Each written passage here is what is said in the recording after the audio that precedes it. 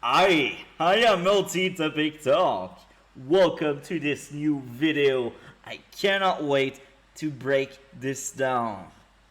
Jessica Jones first season versus She-Hulk first season.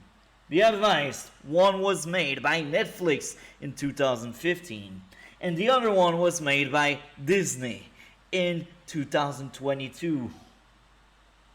7 years apart. A lot of things happen during 7 years. A lot, right? Now, in this video, we will speak about both season. We will break down the episode, the plots, what's going on, and I will tell basically my opinion. Who shall win this versus battle? Which show that I preferred and liked the most? Be advised, I came in with She-Hulk open-minded. I kind of knew the kind of show we would get, but I was like, if they impress me, I will admit it. If it's good, I will admit it. If it's good, I will see it. I will praise it. I will like it. I will enjoy it. As I am recording this intro, I have seen the entire season of She-Hulk. But as I am recording each segment with each episode, I didn't add a full picture of the entire season. I was basically recording right after watching. And I add my notes. And I break down what's going on. Quick disclaimer before we move on with this video. I clip other YouTuber and I do not share anything they say. It's only for skit purposes, and I will leave each single video link in the description below if you want to see the entire thing, because it's only bits here and there I will grab. Fair use. It's fair use because this is up to 30 seconds. And their video are usually longer than that. And mine is obviously longer than that. It's a good show, guys. It's a good show. And this episode proved it. We see Jen trying to, improve on her dating life. This show is not meant to be a superhero drama. It's a comedy about a young woman who gets thrown into an impossible situation that she never wanted any part of. Jen just wants to be a lawyer. Jessica Jones, after seeing one episode, you can tell this is a broken character. This is a character with flaws.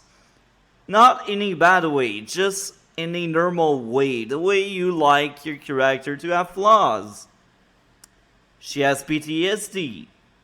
She has no filters, so she hurt people around her, which is normal and natural. She has hard time moving on with her life. She is a drunk. She is rude. She doesn't really like to take action, and she will take action if someone pushes her, but she needs that push. You see, all of these things are flaws, but she is very likable. She is smart, she has resources, she has cool powers, super strength, and probably flight or something like that. I'm not quite sure. They don't show that much. It's kind of cool. I like that aspect of the show. Now, I will tell you this. I've seen that show once before in the past, and I never really got back into it. Season 2 and 3 are a disappointment, but right now, I think Season 1 is relevant because that's your foundation for your show. That's the start of it. And She-Hulk Season 1 is also the foundation of another series. That's why I bring Jessica Jones into the mix. Jessica Jones is a great strong character that happen to be female. I need more of that in Disney Marvel. They just don't know how to do it anymore. Now, I will tell you something about Jessica Jones. Feel like the target audience is the same as She-Hulk because most of the cast is female and the lead is female, of course. But hey, Mel can still like it. Men can still enjoy it. It's a thing, right? Even if the target audience is female, guys like me can go into it and enjoy their time because they can relate to character, because it's a well-crafted story, it's a good story, it's a good TV show. Even if season 2 and 3 are not great, let's keep the focus on season 1. Season 1 is really strong and the start is really good. So tell me, She-Hulk, what were you thinking when you thought, oh, I only want female to be into my stuff? It's kinda crazy. I gave the first episode of Jessica Jones a 10 out of 10. Even with a deep search into stuff I didn't like, I found nothing. Everything was well written, well done, it's a good intro. You get to meet the main character in the best way possible, and she is very likable. Yeah, that happens, right? So she has PTSD, she does investigation, and one of her investigation leads her to go after one of her ex that has the powers to manipulate people. It's kind of cool, right? We also got some flashbacks, and we also get to meet Luke Cage. And now I will go on a tangent. The moment when we meet Luke Cage is kind of cool. And later in the season, he comes back, and guess what? They don't humiliate Luke Cage. Luke Cage remained amazing. Even at the end of the season, even when the script want them to fight. Jessica Jones in no means is shown as being better at everything than Luke Cage, and they are very similar. Now I say that because I remember watching the trailer for She-Hulk. As I am recording this, I haven't seen the first episode yet. It will be released next week actually, so we will see if the trailer was telling what the show would give you or if it was just to sell crap. Anyway, the trailer tells us, look, She-Hulk is amazing. She is better than Bruce Banner. She is better than the Incredible Hulk. Look at her. She is better than even everything she can be. I don't recall Jessica Jones doing the same in Jessica Jones TV show. So yeah, that's it. I wanted to say that. Now it's really dark. Jessica Jones is really dark. At the end of the episode, we basically got a girl that shoot both of her parents because the villain told her to do so. And during that episode, we also realized that Jessica Jones, she basically pushed everyone around her away because that's her thing, you know? And it's kind of cool because I can relate to that. I do similar stuff. And look, I'm a man, right? And yeah, so far, look, we got an hour of Jessica Jones, and that was Great. Now I've seen somewhere She-Hulk would have like 30-minute episode. I feel like these 30-minute will be painful if they will do what I think they will do. Anyway, enough said. I think the first episode give us good context, good backstory. We meet some of the character, and it's focused on Jessica Jones, an investigation girl, clever girl, smart girl, rude person, right?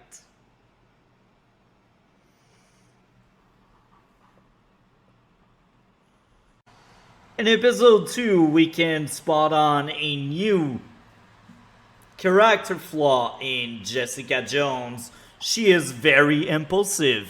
She is the type of person that will eat first and then think.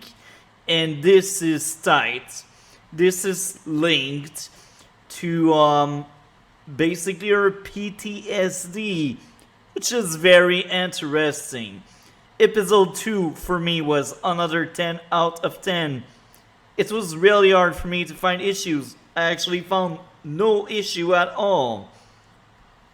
So Jessica Jones, first season started off really strong. And it was really dark as well. And it was also a TV show that used the flashback so well to explain stuff. It's just a very good show overall. We also get to see more of Luke Cage, and guess what? Luke Cage being there doesn't mean his character is ruined. Luke Cage being there just add another layer, another floor, another level of quality to the show. Take him out, the show is still good. Keep him around, you have that interesting character in the background that helps out. Anything that Jessica Jones doesn't go against Luke Cage as a character. They don't want to humiliate Luke Cage, as I said earlier. So this is very different than what we get with Disney. Disney is kind of bad. And now we will also speak about Kilgrave. We get to learn more about him in episode 2. In episode 3, we also meet the guy himself. Kilgrave is a great villain. So, yeah. The whole investigation aspect of Jessica Jones' TV show is also well used. We also got Trish, you know? Trish is a very interesting character. She is the way female characters should be portrayed. She's another strong character that happened to be female. She is careless.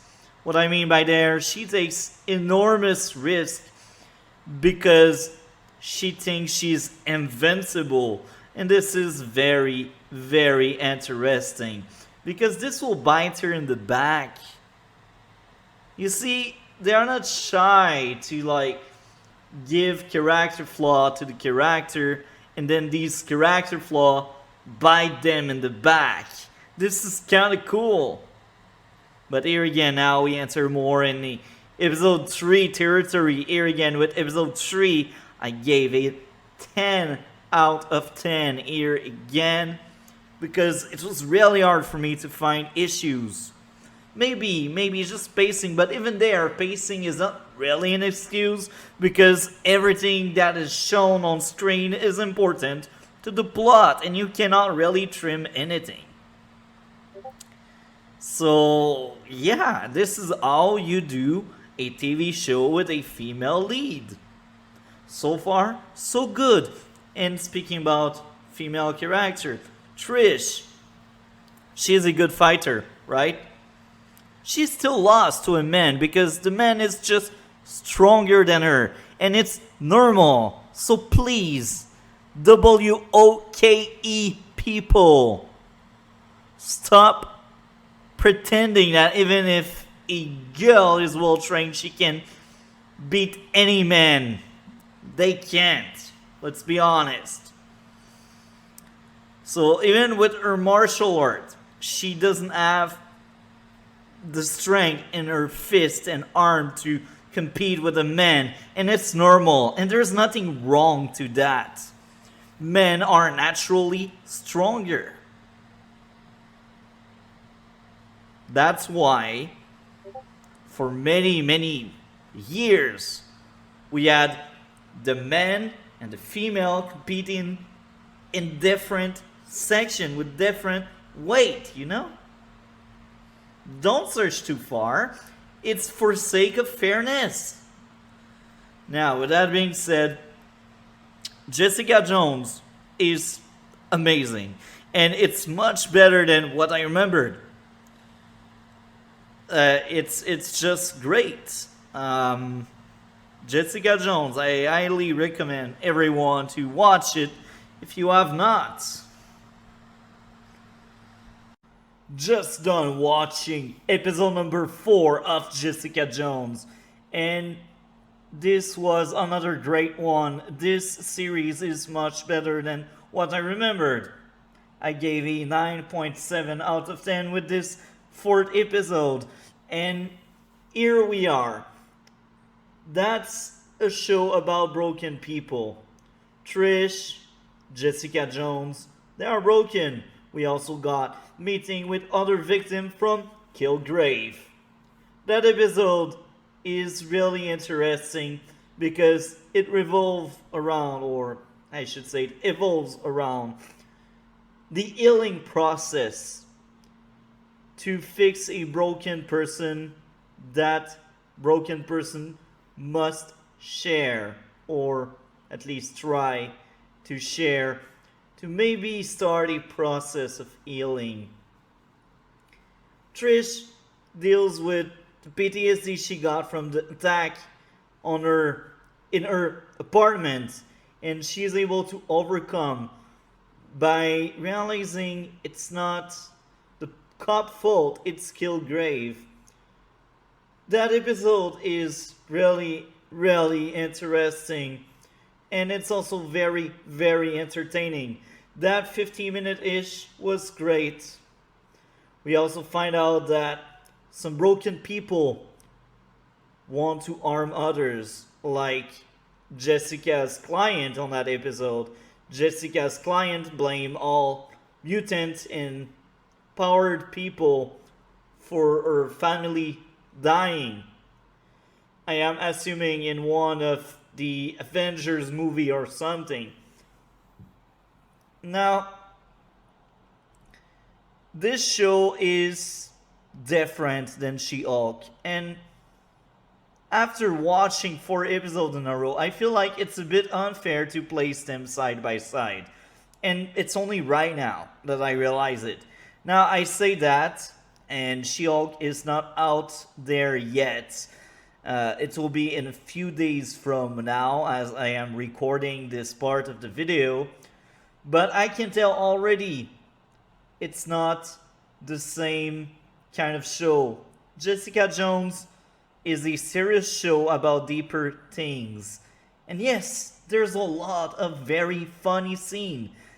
It's more of a drama about broken people, and Jessica as well having superpowers.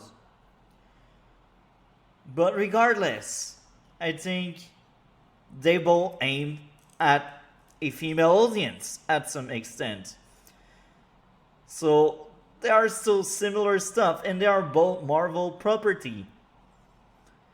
They both showcase a female lead. So even if the intent is not the same, I think we can judge them on some kind of even feel, if I can call it that way. Regardless, so far I enjoyed the trip. 4 episode in, Jessica Jones much better than what I remembered. Will I enjoy She-Hulk? I really don't know. I will give a chance to the show, as I said earlier. But trailers didn't sold me that thing. No, no, no. Meet Malcolm, another lost soul, another broken character. Jessica Jones' fifth episode is another 10 out of 10, and I really try my best to find issues, but I don't, because this show so far has been really, really strong. Here again, this show is really, really well done. It's funny, there's action, there's a lot of character moments. Welcome to Jessica Jones L. She's an L, and you do the travel with her. You see flashbacks, and you meet Kilgrave. We also get the first present day exchange between Jessica and Kilgrave. Well, there's another scene with them earlier in the show. We get a proper discussion between Jessica Jones and Kilgrave. And yeah, I must tell, this is a well written show. And I just enjoyed the trip.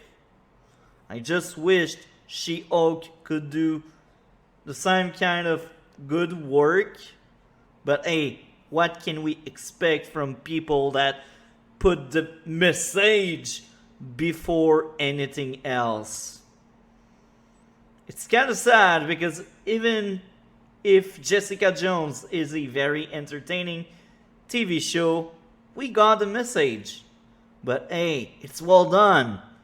Take example of them, please, instead of pulling some crap, pretending it's funny when it's not. Take example on Jessica Jones, please. Thank you. Episode number 7 of Jessica Jones let you know how dangerous people with mind control powers can be in the world. We get a very creepy scene where Kilgrave take over a full police precinct and everyone start laughing. This is another great episode. Jessica Jones' first season so far is a masterpiece. Most of the episodes are 10 out of 10 for me. What went well? Well, the writing. It's really good. It's entertaining. The characters are well written. And there's no BS message in it. There's no crap. There are messages in the show, but they are well executed. They are well delivered within the teams. And they don't lecture you. They don't tell you what to think. They just put the message there, and whoever look deeper into the show will see the message. But if you just want good entertainment, you will just get good entertainment. The entertainment. So I just wish TV shows were like that in 2022. But it's kind of sad when we got Disney, one of the biggest company, just doing the crap they're doing. Yeah. Episode number 8 is so far the weakest of Jessica Jones' first season. Even if it's the weakest, it deserves a 9 out of 10. And this is another great episode where we get Jessica Jones slowly becoming a hero among many. She learns self-sacrifice. She wants to nurture, if she can, some good side she may discover within Kilgrave. They save hostage, and she try her best to turn Kilgrave into a good guy. Obviously, it doesn't work because Kilgrave is the villain of this season, and because this show is interesting, you know?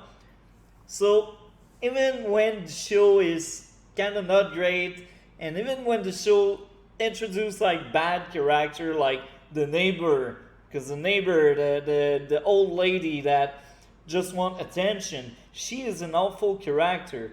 She is just there to fill some time, I guess, and to slow down Jessica Jones in her crusade to actually force Kilgrave into admitting is wrong. And yeah, Jessica Jones' first season is a blast. There's no other word. It's handled by competent writers and it's good entertainment. That's it. Forgiveness. Moving on with life. Two very important things for episode number 12 of the first season of Jessica Jones. This season is very serious. The tone is dark. It's about victim and people creating said victims. But guess what? This show is still very funny, even if it's not a comedy. I think this is the way it should be done. The dialogues are natural, and some of the jokes are within the dialogues, and they feel organic, they feel fine. Now, that episode was great. Another 10 out of 10. So far, I think season 1 of Jessica Jones is a masterpiece. Now we will see with the final episode. I remember the final episode being really good, despite a few flaws like characters doing stupid stuff for the plot to happen and move further, some character being plot device. Outside of that, the show as a whole so far is a blast, and I did enjoy a lot rewatching. And I will rewatch in the future because it's a well done show. There's no agenda, it's just entertaining. And now we will go on a tangent over here. We had a fight between Jessica Jones and Luke Cage. And guess what? Jessica Jones won, but not because she's the best or the strongest. No, she was the smartest. And she had tools and weapons such as shotgun, door of cars, the like basically furniture in a room. So you see, the fight choreography is great, and at no moment they are telling you, the viewer, look how good Jessica Jones is, look how better she is than everyone else. They don't say that. They just don't. She is a flawed human being, well written character, we should say. And it's very sad that Disney just cannot do such thing.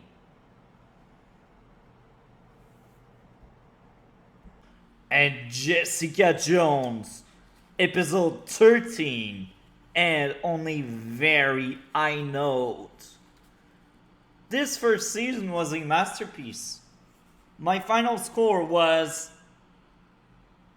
9.8 out of 10. Hell yeah. So it's not the female the issue, it's the writing when it comes to She-Hulk. Because Jessica Jones' first season is a masterpiece. I enjoyed from start to end. That character that doesn't want to be a hero end up being one for the greater good. She kills off Kilgrave. This is a well written show. They thought about pretty much everything. And this is funny because it's not considered a comedy, but yet I laughed much more in every single episode than I did in the half an hour we had with She-Hulk first episode. I say that because I've seen it yesterday actually. The first episode of She-Hulk was godly awful. So with that being said, Jessica Jones was made with good intent. People making the show didn't want to push an agenda, they wanted to do entertainment. And guess what happens? This is what we get. We get entertainment.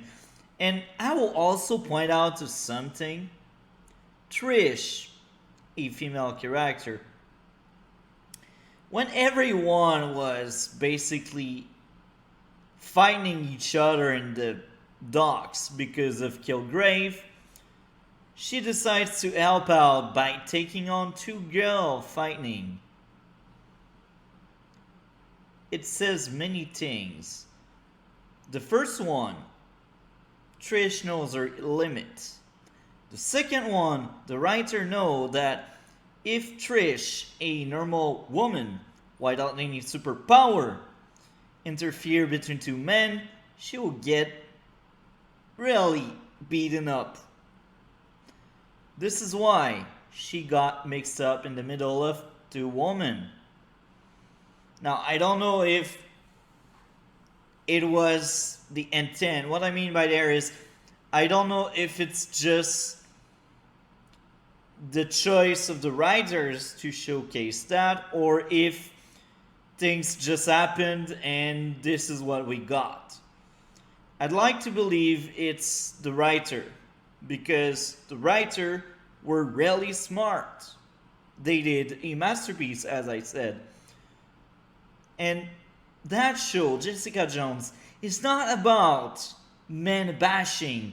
And I felt like after watching the first episode of She-Hulk, it was men bashing. It's a power fantasy some feminists has. But here's the thing. The feminists in 2022 are kinda crazy. The one in entertainment, at least. Go ask Kennedy.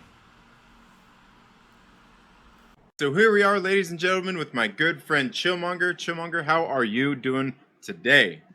Doing peachy on a warm day here in Toronto. All right. So we're here to talk about She-Hulk, this first episode, A Normal Amount of Rage. And just starting off, what were your thoughts, your just initial thoughts about the episode? My thoughts on it are it was a good show. I was up on it. Fun, light, too short for my liking, but we'll get 9 of these. Now I will watch She-Hulk first episode in a few minutes. And we will see if they are able to catch me the same way the first episode of Jessica Jones' first season catch me.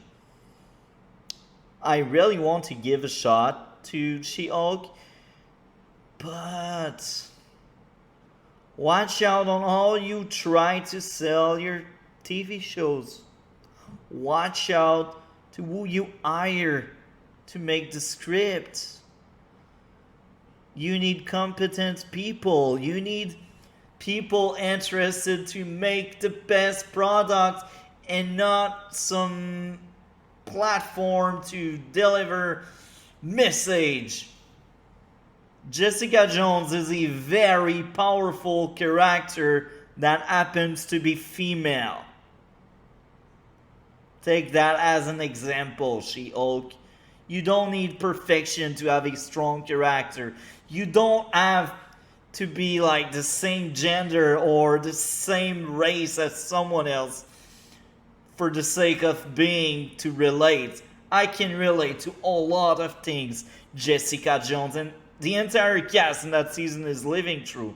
And that cast is diverse, let's be honest. It's a diverse cast. But it's not for the sake of agenda.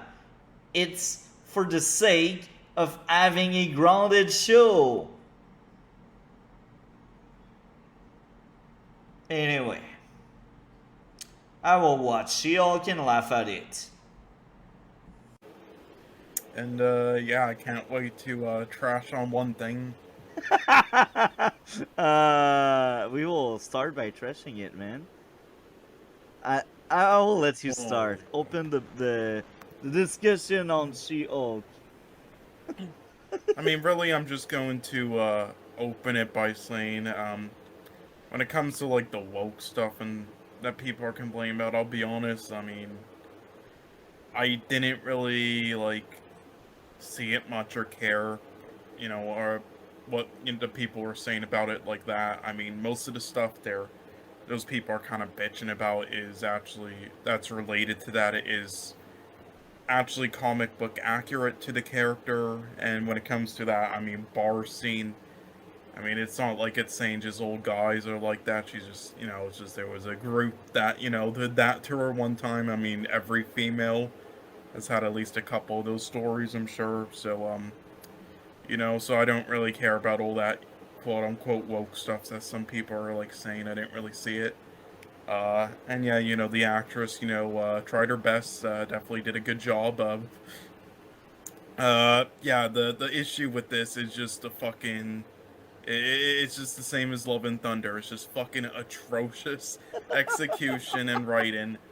The humor, okay, the humor could have worked in this. I get what they were going for, but again, just like Love and Thunder, it is so goddamn lazy. It's just did not laugh at a single joke.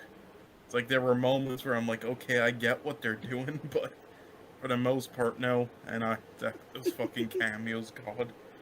Yeah, and also one thing I don't think enough people are talking about is I really did not like the pacing of this.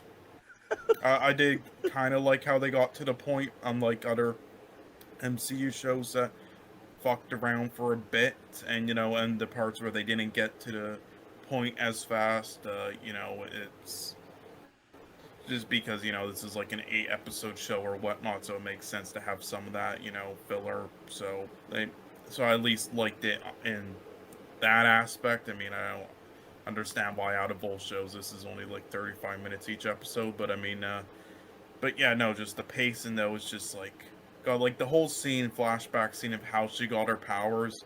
So it felt so rushed, like a fucking speed run. Like, really? You're gonna go through it that fast? I feel like we got an entire season in one episode. Honestly, that's a good way to say it. We got the entire season 1 in one episode. Oh my, okay. That was a disaster. That was the worst pilot I've ever seen. It's godly awful. Dialogues, they are not natural, and they pretend to be a comedy. I only smiled once, and I cannot even remember when I smiled. But all the attempts to joke were a failure. I'm like, the writers are retarded or something. They have brain damage. I don't know what they have, but they just don't know how to write humor. They definitely have brain damage. and the bathroom scene at the start of the episode, I was like, what the F is going on? Really? You expect me to laugh at this crap? And then she gets out, and she get catcalled. I'm like, man, they really tried their best to be funny, but it's just not. It's just stupid, Did you like those bootleg breaking the fourth wall scenes? I didn't Like, can care. you do it any fucking shittier? Like, holy fuck. I didn't care. I was just there. It's like, how do you do breaking the fourth wall scenes that boring and that unfunny?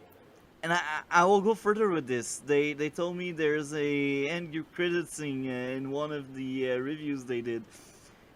I haven't watched it because I didn't care. I was like, oh, at last it's over. Let's move on to something else. And unlike other shows, this is only like 35 minutes long, this episode, so you can really feel it.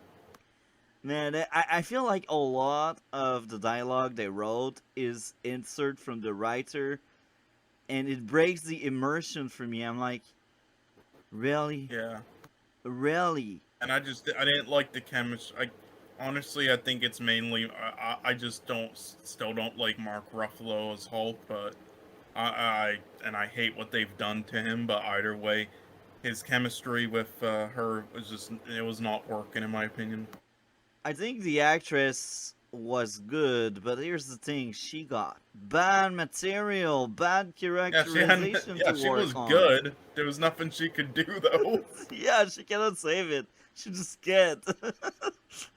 So it's just awful, and there's so much hate toward men, and every time they speak about men, they want to trash him. It's like, okay, so you just turn off half of your audience potential. Good job. I mean, again, I don't really think they were doing that. In my opinion, it's just, I mean, it was only like, it's not like they're just trashing them. Just trashing on like a few. That's all. Like, you know, if that was the case, then she wouldn't be hanging out with Mark Ruffalo. But you know, it was just poorly executed, is all, and unfunny and shit. They tried so hard to make her likable, but she is not. It's so sad. They really want you to care and be like, oh, I enjoy the character, but I find her annoying, always angry all the time. But here's the thing. I only see her bad side, you know? I will draw some kind of parallel to Jessica. Like, Jessica is a great character. She has flaws. She is a jerk. She knows it.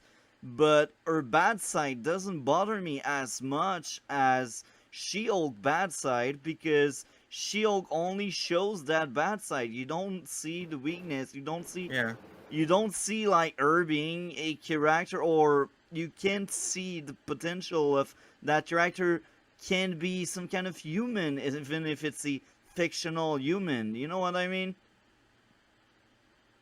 Yep, and hey, what did you not like how they just put her in like a Led Zeppelin t-shirt and made her look like an 18-year-old teen?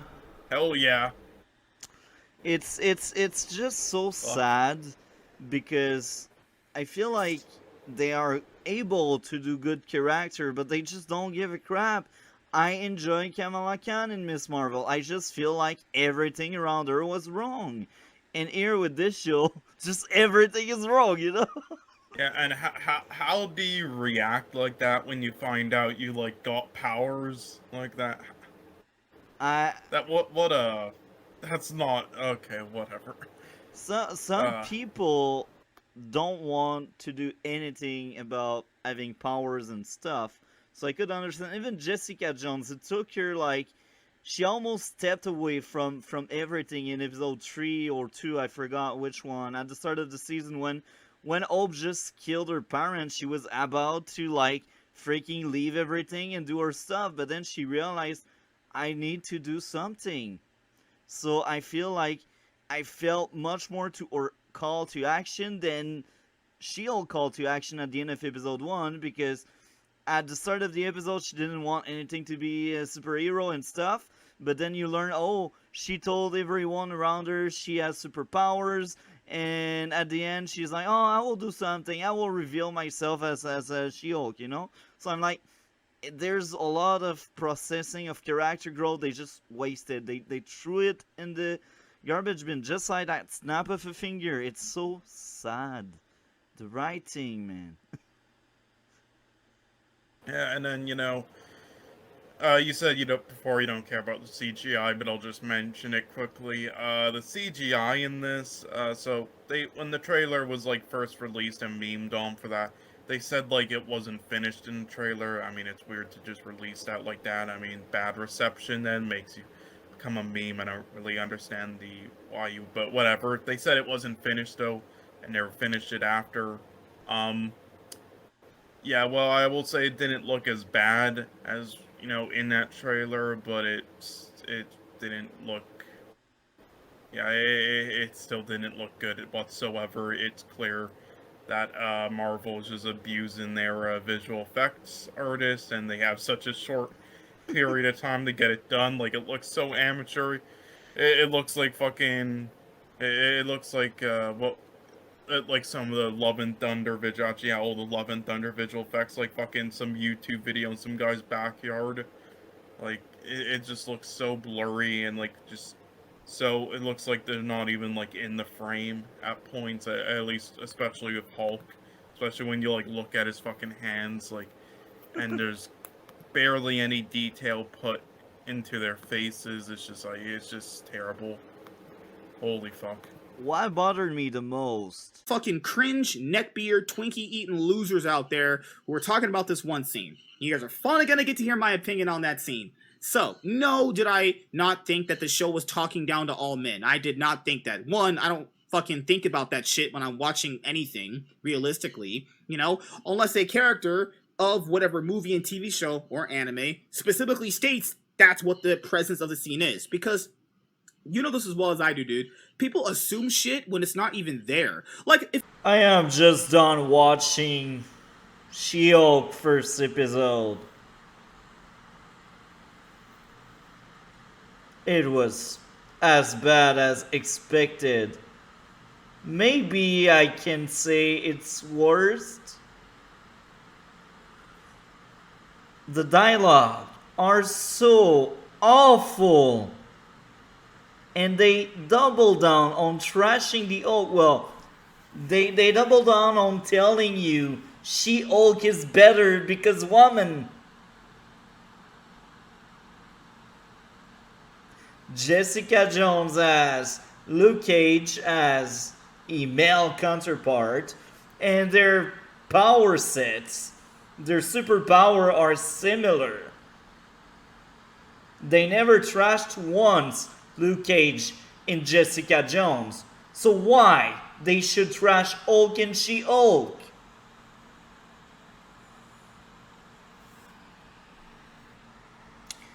This show is meeting of issues many times around. They try really hard to be funny, it just doesn't land.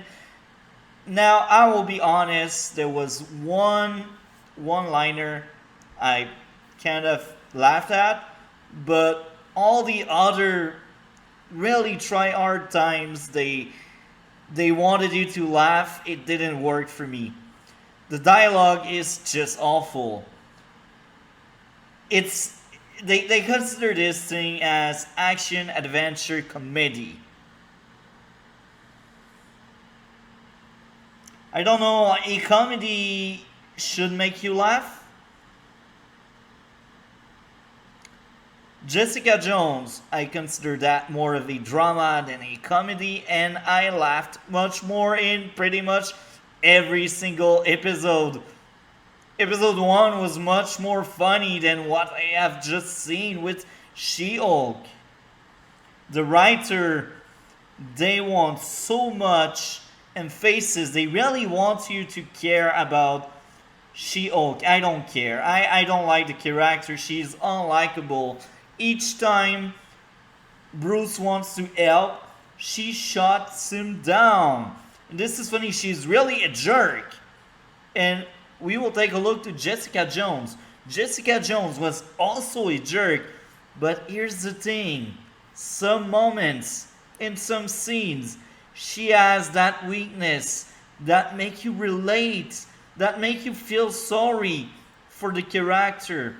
Even in episode 1, in the first episode, it's been a while I have seen it, but I can tell there were much more moments where you're like, you can relate to Jessica Jones, even as a male in his mid-20s like me.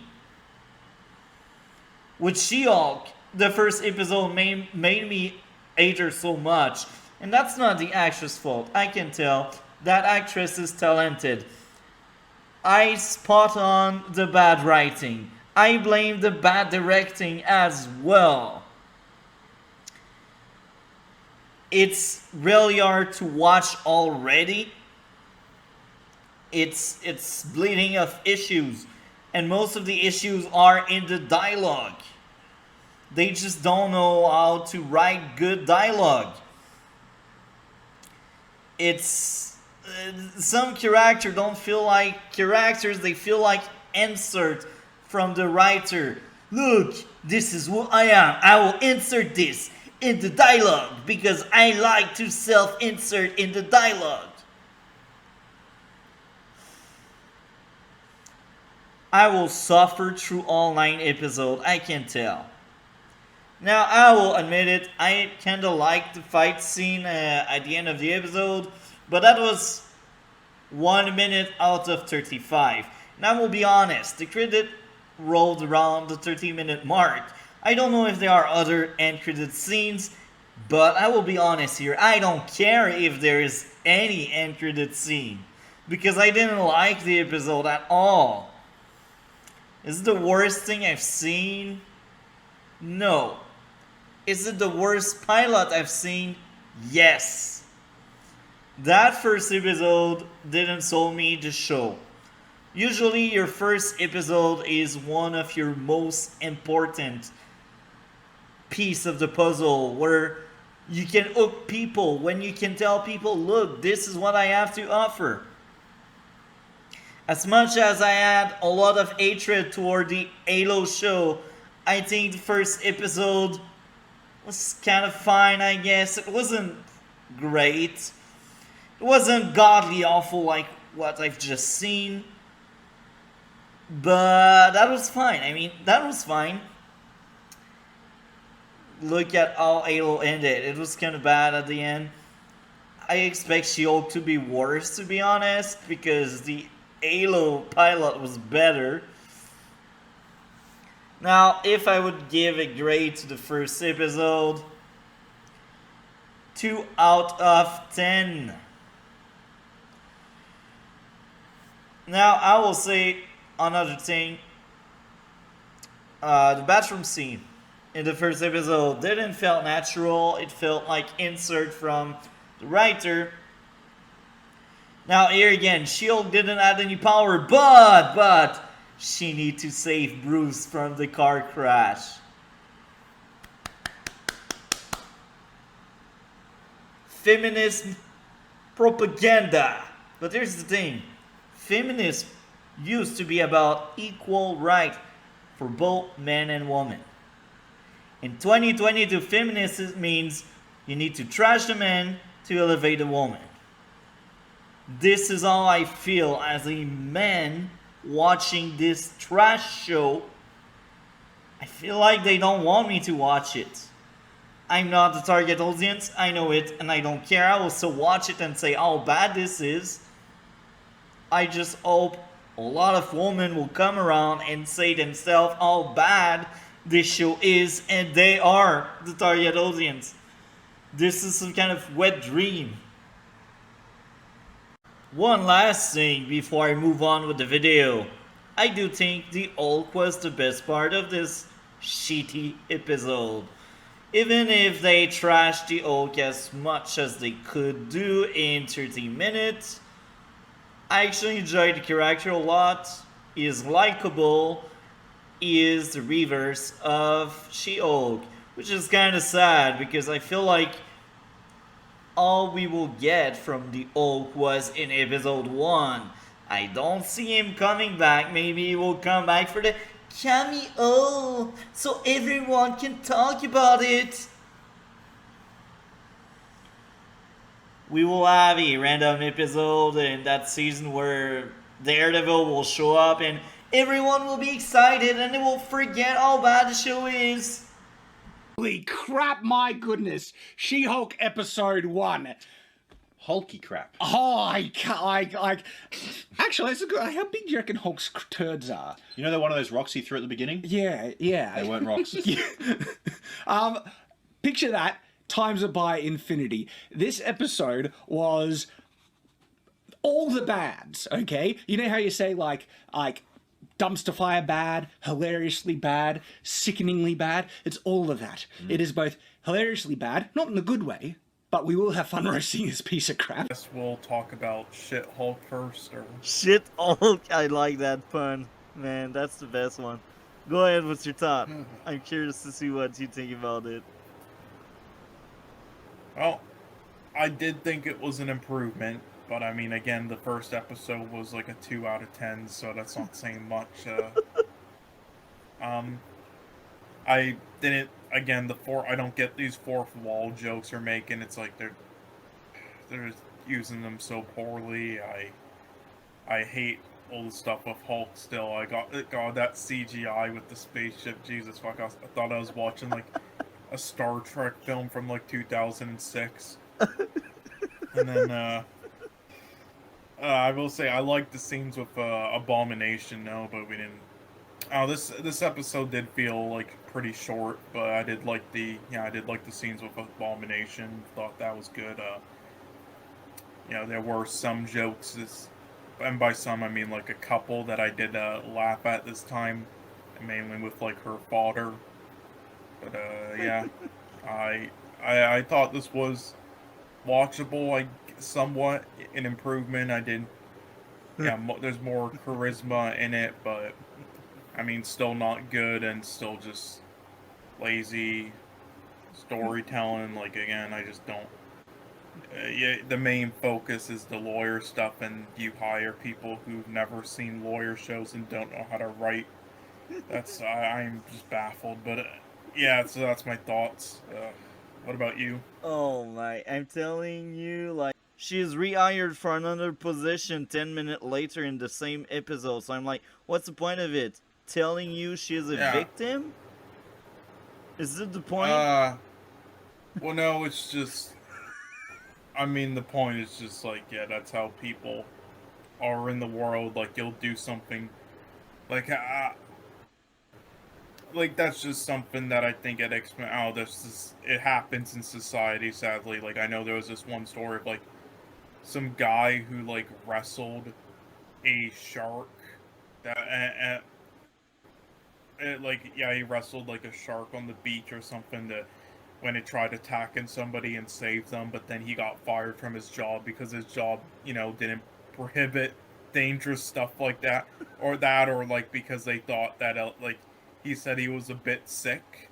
Yeah. But he was, taking some time off at the beach, and then they saw that video and they were like, "Oh, so you're too sick to come into work, but you can wrestle a shark, you're fired," stupid shit like that. And so. And that's just another, just some dumb shit they do. So I got that part of it. It's just the part I didn't. Again, like, what's the point of like doing that? If then she's gonna get hired in like 30 seconds. It's like, what's the point? It's like when something happens in Jessica Jones, they let it like sit. Like, but that it's just like we had no time. God, it's just like that Old Boy remake where it's like they kill some animals off that we just met like 20 seconds ago, and we're supposed to like somehow feel bad. Yeah. It's like, no, we just met them. Yeah. That's my point. Like, I feel like they rushed through things, just like the first episode. In the first episode they did the full that's the season. MCU, baby. But that's worse because in Miss Marvel, I felt like they added filler and it didn't felt rushed, at least for me. And the same goes for Moon Knight. It didn't felt rushed. The pacing was still an issue because it was freaking slow and it was filled with filler both cases. Yeah, but again, like those shows, it's like they shouldn't have been as slow as they were if they're only gonna have like 6 episodes. But this has like 8 or something, doesn't it? 9. It's something that can have pacing, and they don't. Yeah, it's like out of all shows, this is one you rush things with. Exactly. Like, God damn. They do full season in 2 episodes. In 2 episodes, we got material for 2 seasons. So I cannot picture like how they will make it for 9 episodes. Like they will make 9 seasons and freaking 9 episodes. Yeah, I completely forgot we're getting 9 episodes of this. When I finished the second episode, I'm like, oh, okay, thank God there's only 4 left. I'm like, oh wait, fuck. And that's funny because apparently there's another end credits scene. I didn't stick around. I didn't care enough. That's the thing with No, these it was shows. literally just her. It was literally just her like helping her dad like set up her TV and carry shit while they make jokes. Like, yeah, over there. It's like, yeah, I could have done that while she's lifting like 50 shit, and with her Hulk powers, just some comedic post-credit scenes like the last one. There's nothing to it.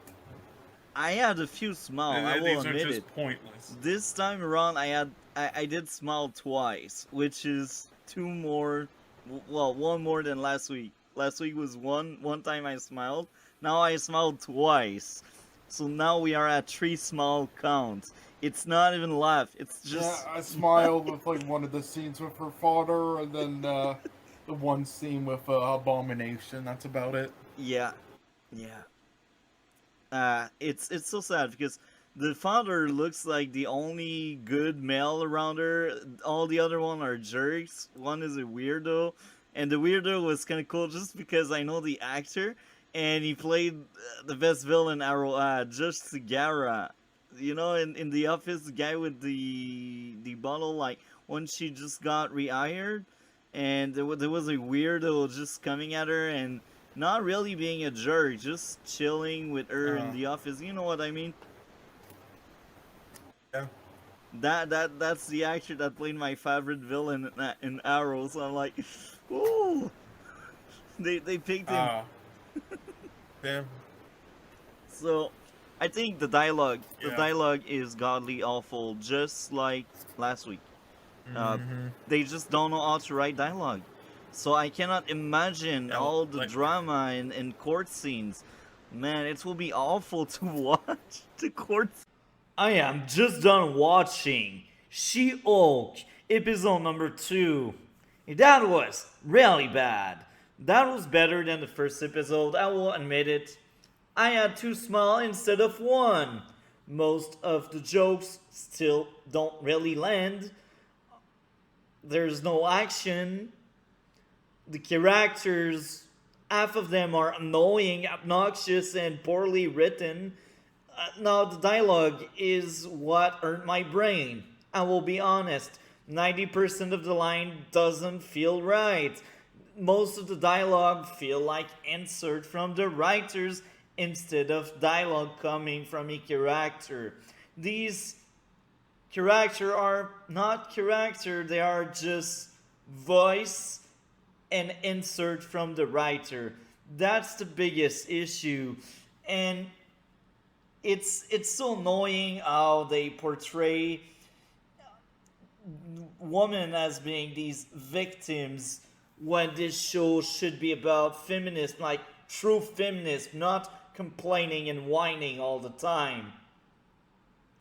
Now, I will be honest, the law stuff looked fine the way she was fired. But here's the thing. She was fired for 10 minutes. I know it's a law TV show and you need her to be in court. But you bring the idea of her being fired, that could be an entire storyline that could go on for 2 or 3 episodes. Instead, it's 10 minutes. So everything in this show feel rushed. The first episode felt like an entire season, while the other episode felt like an entire arc in one episode. So they really rush into things. The pacing is godly awful. Look, you only got half an hour. That may look fast, but if handled by better writers and by competent writers, trust me, that half an hour can be amazing. But that's not the case because the writers in this show are really bad. Now, I won't like name every single issues I had because it will really take forever for this segment. Now, all I will say, like Jennifer, like She-Hulk taking the case with the conflict of interest makes no sense. But hey, the writer, they don't really know what they are talking about. They are the one that said they don't know how to write law stuff.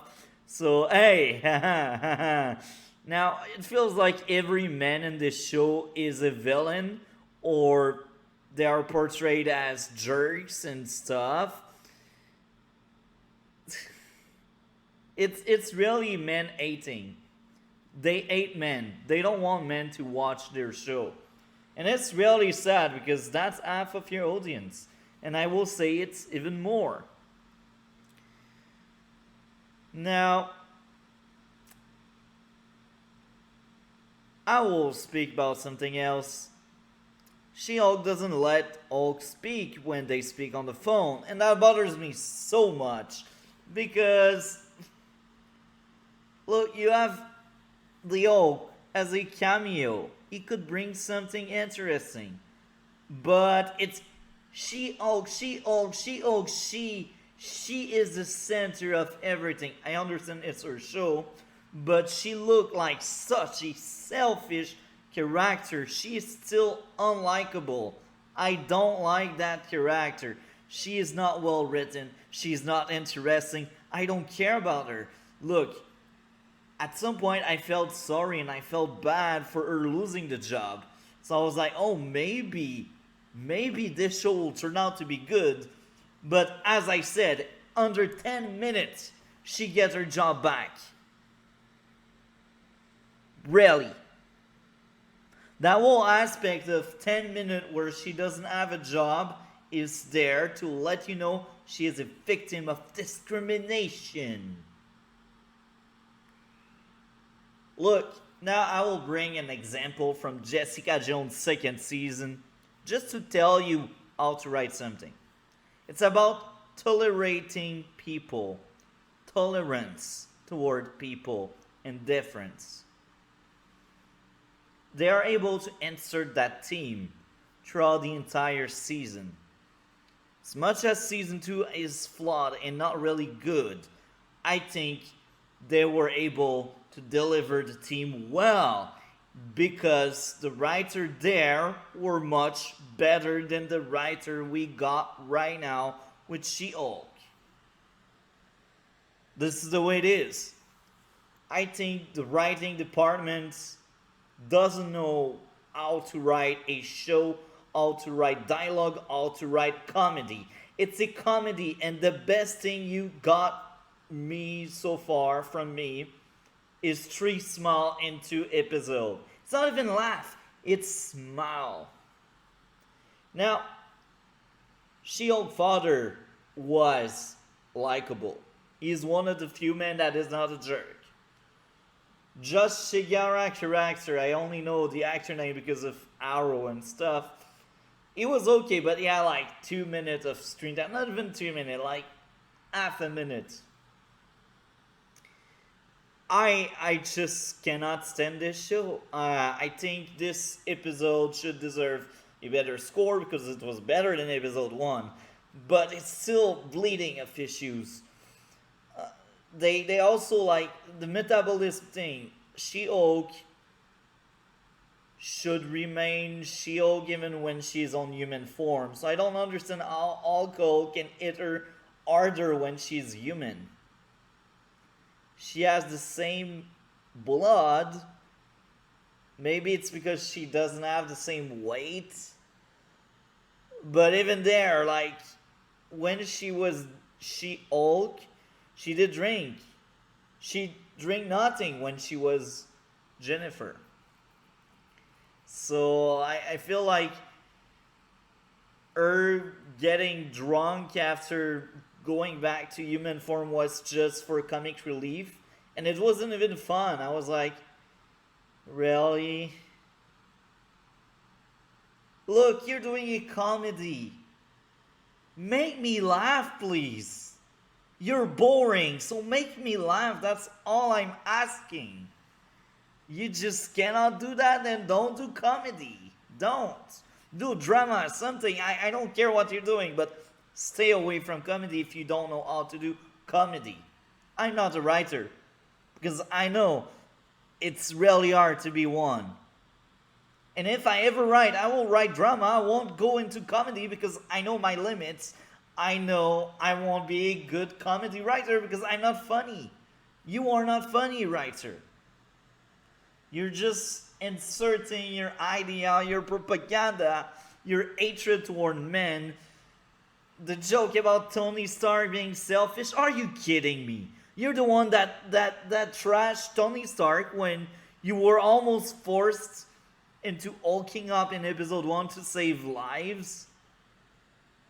You're the selfish one that didn't want to stick around with Hulk to learn and practice and grow.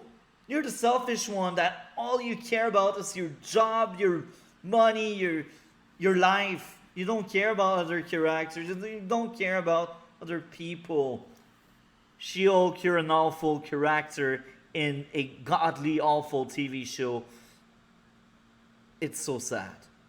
3.5 out of 10 with this second episode.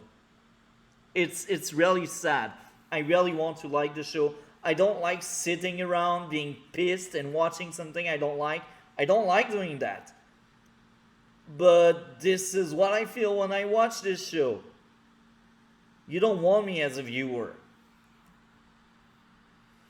And it comes down to the fact there's just so much negativity online about the show, where in my day-to-day life, most of the people I know who are watching the show like it. They either think it's okay or they're really, really loving it. They're enjoying it. The people that I know in real life that did not like it have stopped watching it. So the fact that there's people online that are just constantly, they feel the need to tell people, I'm not watching it.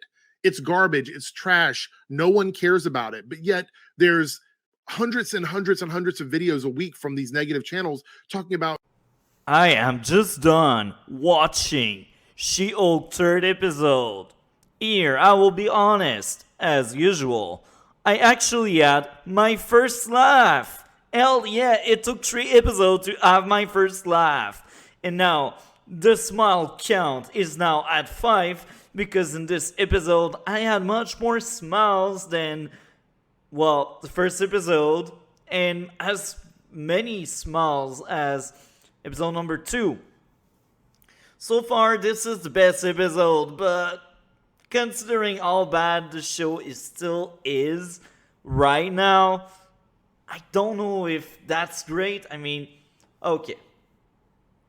So far, episode 1 was 2 out of 10. Episode number 2 was 3.5 out of 10. This time around, it's 4. So it's still really bad, and I still suggest people to look elsewhere instead of just wasting time with this. Now, as usual, I had some notes here. The abomination was clearly the best part of this episode. The other trial on the side with the shapeshifter was kinda bad. And the first try around was just to tell us how better the girl was over the men. Because She-Hulk rides her 8 men. And just like episode number 1 and episode number 2, oh my, so many attempts to be funny, and it's not.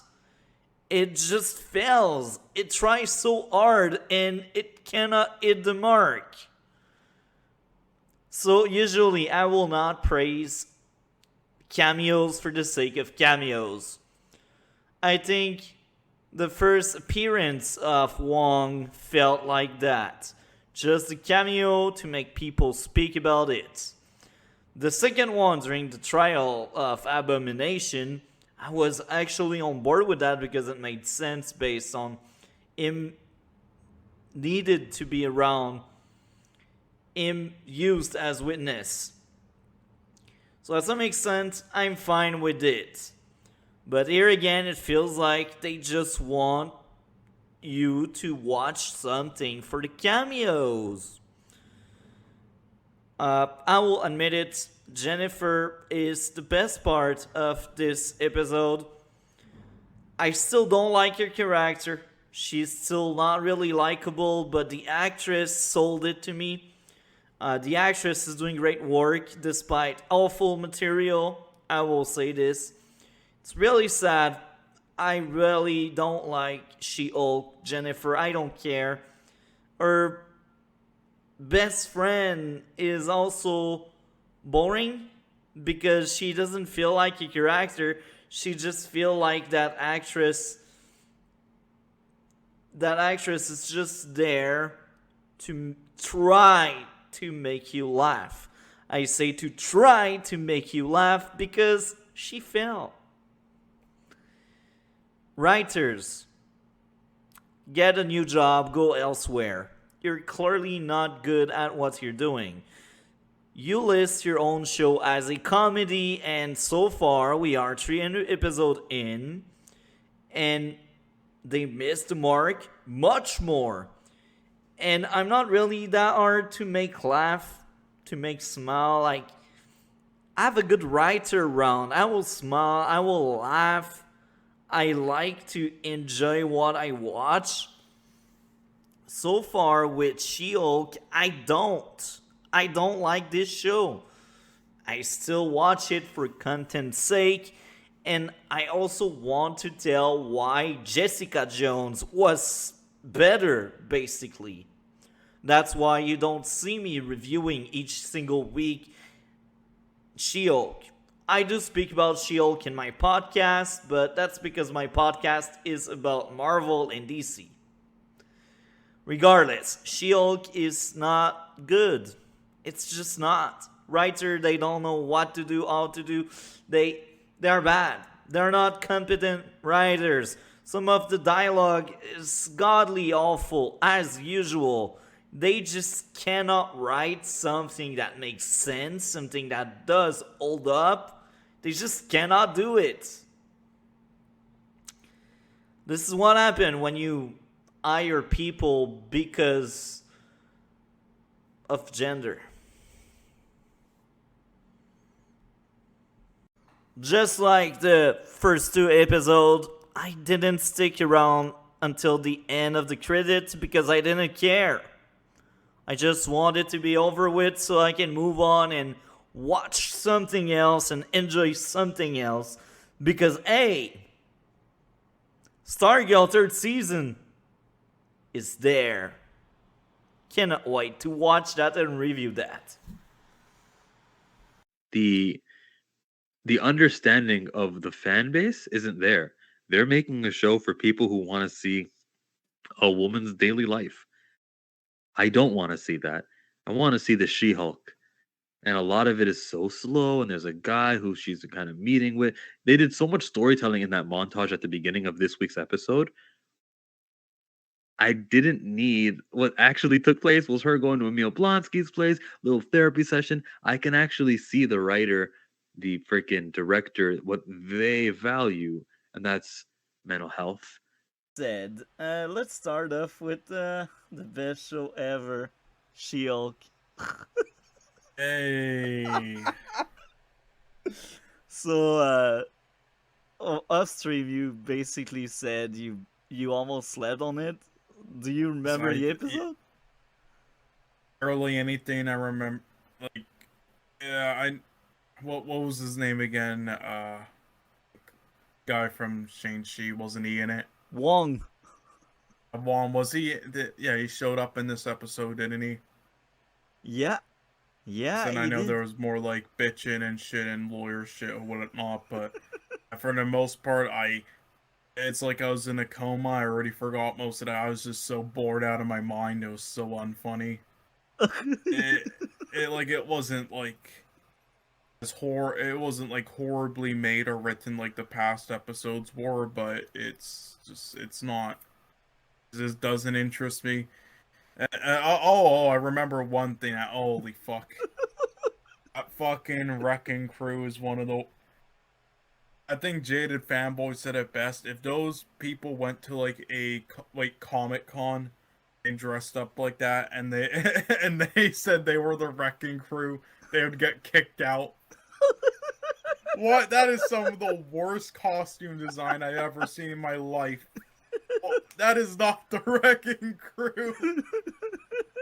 Then yeah, people were bitching about that post-credit scene, which I mean, maybe get to, but Jesus fuck, really, you're bitching about that, but not about that Wrecking Crew. Holy fuck, that was one of the worst things ever.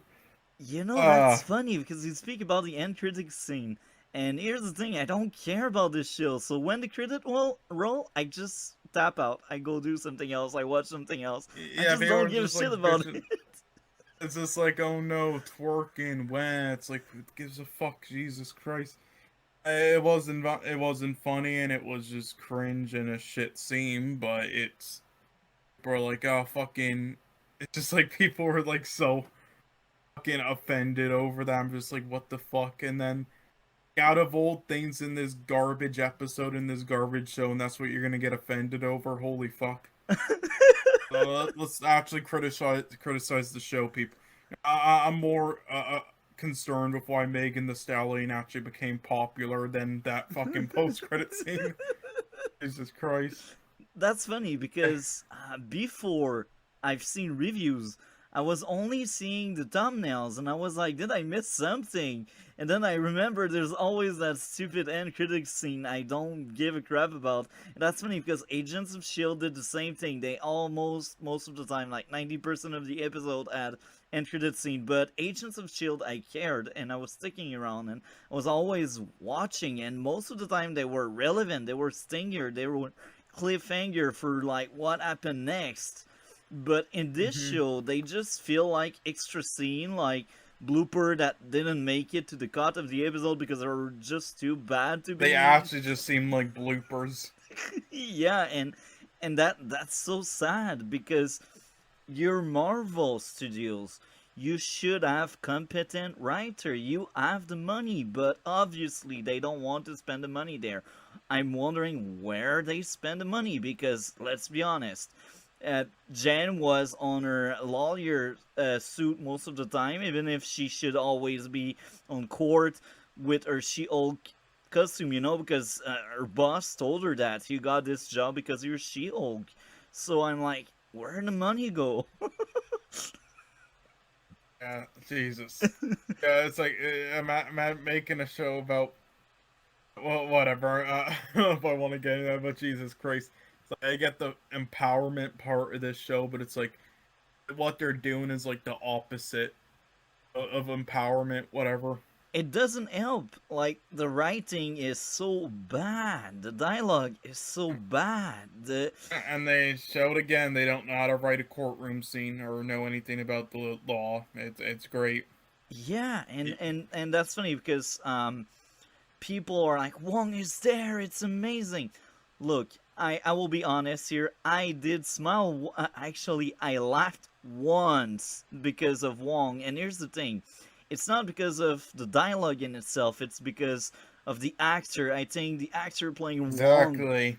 he saved that episode Yeah, for his me. line delivery made it funny. Yeah, Yeah. like the episode was still trash, don't get me wrong, but I think the scenes with Wong were actually cool. I liked Wong a lot. He's much more likable than all these side characters, and that subplot with the other lawyer was so bad. They did it on purpose, uh like She-Hulk firm defending that guy basically had a guy that represent the other guy, and the other side they had a woman representing the victim, and that's funny because they did on purpose made her win and look smarter than the guy because that's the writing of this show. Men are trash and women are powerful. I don't mind female empowerment. It's actually good when it's well done. Look at Wonder Woman. The first Wonder Woman is an amazing film, an amazing movie for me. It's one of my favorite movies. And I know I praise it a lot, but I don't care. When I like something, I praise it. And I think Wonder Woman was well done. It's good female empowerment. It's positivity. And at no point she trash her male counterpart. At no point the writer tell you men wrong, men bad. Like the overall message when they say, imagine the writers of She-Hulk wrote Wonder "Oh Woman. my," Oh instead my like, god, she would like push Chris Pine away, like slap him in the face. instead of saying mankind like as humanity and people from Earth, they would literally say man as a species. You know what I mean? So that Just pull Justin Trudeau. It's people kind. Trudeau. What a a-hole. I cannot wait to vote him out. He's anyway, I won't get too political here, but nobody likes him. He's just there because he's lucky and pretty, I guess. Anyway, let's go back to She-Hulk, man. Okay, Wong. Wong is just great, but here's the thing. I don't care about MCU connectivity, and I feel like the actor carried the role. Like, some people will say, oh, it's Wong, he's cool. In my case, I didn't really care about the character. I cared for the actor. Do you know what I mean? Yeah, and see, that's the thing I've been having with the MCU for a while. Like, for most of their films, is when a character, like, some lines or a character is good, it's the actor, it's not the writing ever, a lot of the time.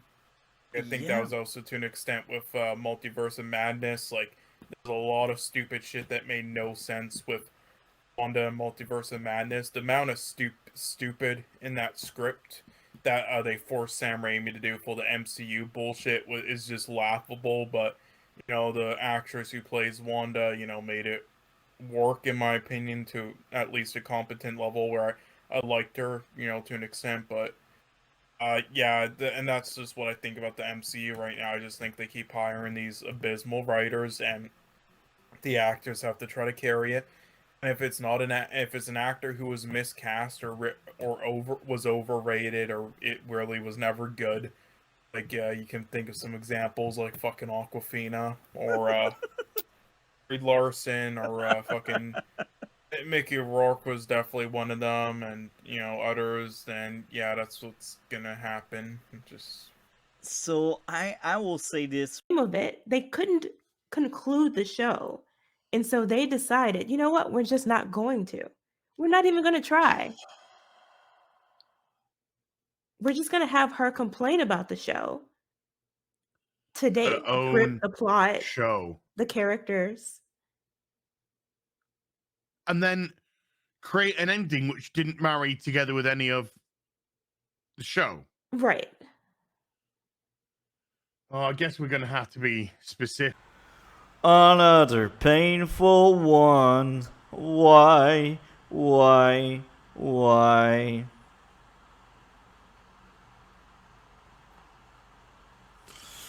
I am suffering. I hope you see it. I'm actually really pissed off. You see, this is really bad. She-Hulk is probably the worst show I've ever seen so far. This is making me lose so many brain cells. They try too hard to be funny and they fail. I feel like I repeat myself every week. After every episode, the same things in my mind. They don't know how to freaking be funny in a comedy. They insert their person into the dialogue. Now, I will be honest here. Wong was probably the only good thing that redeemed, I don't know if I should use this word, that made it maybe a bit more watchable. Now, as I mentioned before, I do not care about the cameos. I do not care about who the F they will place and insert in that show. I do not care about that. I also feel like if there was no cameo, then you would see if this show truly has legs or if it's the cameos that makes it worth watching. I have a quick response to that already. They bank so much in the cameos. Otherwise, how can you explain having Wong for 2 episodes in a row? Because Wong is a good actor. I won't say a good character because he's not. The actor is actually good. He made me smile this week. I did not laugh this week. I had 2 smiles. And both were with Wong. Wong made me smile. So we are 4 episodes in, and here's my smile count. 7. My laugh count, 1. This episode was horrible. It was horrendous. It was awful. She is going in a bar to work. Are you kidding me? Why all these guys she met on Tinder or I don't know what are so awful? Tell me, writer. Are you sad you're lonely and single at 40 years old? Because that's the way I feel I should say girls are. Because none of you know how to make good male characters. Even Wong, the most entertaining part of your trash show, he's not that funny, he's not that great. It's the actor that carries it. The actors sell it well. So tell me, writer, Don't you think it's a bit because of you, the way you are, that you're still single and lonely and nobody wants to date you? Because I know me, I'm a guy, and I will never date people like the writers. They are so negative toward men. It's disgusting. And because it's men, it's okay to be disgusting toward men. If I do the same to women, I will be trashed. People will hate me. Society is not equal. Society is not fair. Society is just trashing on whoever they want to trash on. The dialogue, as awful as ever. The music was bad. The court scene was painful. Painful. You can tell they don't know how to write court. I'm not a lawyer. I'm not an attorney. But I've seen a lot of courtroom and a lot of different TV shows. And guess what? These courtroom are the worst I've seen. And I've seen a lot of TV shows. Even if I don't cover everything on this channel, I've seen crime dramas. I've seen superhero shows. I've seen movies. I know how to recognize a good courtroom scene. This one is actually trash. They throw words on the wall, hoping one of these words will stick. But guess what? You're not a good writer, so they will just fall and feel flat. So I just don't get it. How can people defend this show? How? Explain to me. Do you really laugh? Do you really think it's funny? They almost force you to laugh. They almost tell you, here, look here, you need to laugh. You need to think it's funny and clever. But it's not. When you need to tell your viewer, here's the moment where you need to laugh, well, you're bad at comedy, sorry. And this is apparently what you want the show to be, but you fail. You fail. I wish I had something else to say. I will cover this for sure on the Red Blue Pod with Cole Turner. And we will suffer together on a longer chat, I guess, or maybe it will be the same length as this one because there's nothing new to say. It's always the same thing over and over again. Now, this week I gave a 2 out of 10, but I was like, Wong actually gave half a point, so I ended up with like 2.5 out of 10. So far, this is like, that episode is like in the bottom part of it because the first one was 2, second one was 3.5, the third one was 4. So you see how low so far things are. It's painful. I cannot wait to watch Stargate, to watch something good.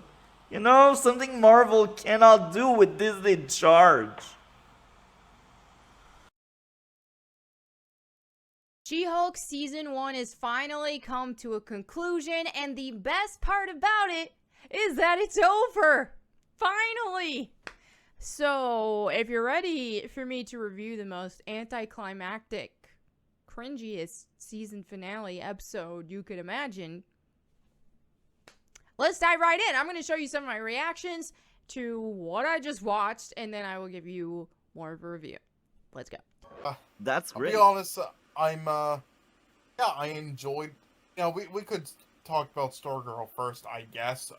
Maybe She-Hulk first, because I got much more to say about Stargirl. Actually, yeah, that is true. Let's just get She-Hulk out of the way. Yeah, it's like the dirt we don't want to keep around too long. Because I once again forgot most that happened. Like, I actually don't even remember, like, what happened in episode 3 and episode 4.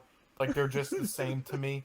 It's like, did Juan show up in episode 3? Or did he show up in episode 4? Are we even on episode 4? Or are we on episode 5? I forgot. This show's giving me dementia. all I really remember is there was this breaking the fourth wall scene of her making a joke about Juan in Twitter, and whether you I don't whether you find it funny or not, that's up to you. But what I can at least say is that for once they made a break in the fourth wall quote unquote joke that actually made somewhat sense, because every other one wasn't even like a break in the fourth wall joke or scene. It was literally just her looking in the camera and saying LOL.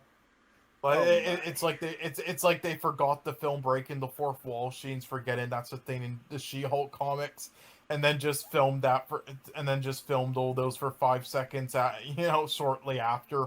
But that one at least made sense and was actually kind of a break in the fourth wall scene. So I mean, whether you like it or not, I mean, at least give credit there. And then yeah, I mean, I remember her, with the guy at the bar and stuff, and then people are on the internet are retarded enough to think she like raped him or something. That just made me lose all my brain cells. But yeah, and then I forgot basically everything else. So what do you think? Oh my, I lost many brain cell over reviews and over the show itself. Oh my, I think I will go insane. That show is so bad. I repeat People myself. said this is the episode where it really picks up the pace. I'm like, okay, this is hopeless. This is hopeless. This is the episode that's supposed to redeem it. You know, that's funny because we speak about breaking the fourth wall. Now, I actually forgot if we already said that in the past, but I know I've been thinking about it for many weeks now. Agents of S.H.I.E.L.D. kept breaking the fourth wall. And they did it right. That was actually funny. Each And it time I actually was made cracking sense. a smile. I was laughing. One of the two. But now Yeah. it's just overused by bad writers. So this is what happened when you got like writing techniques handled by amateur, by people that cannot write. This is what you get. That episode again was man hating.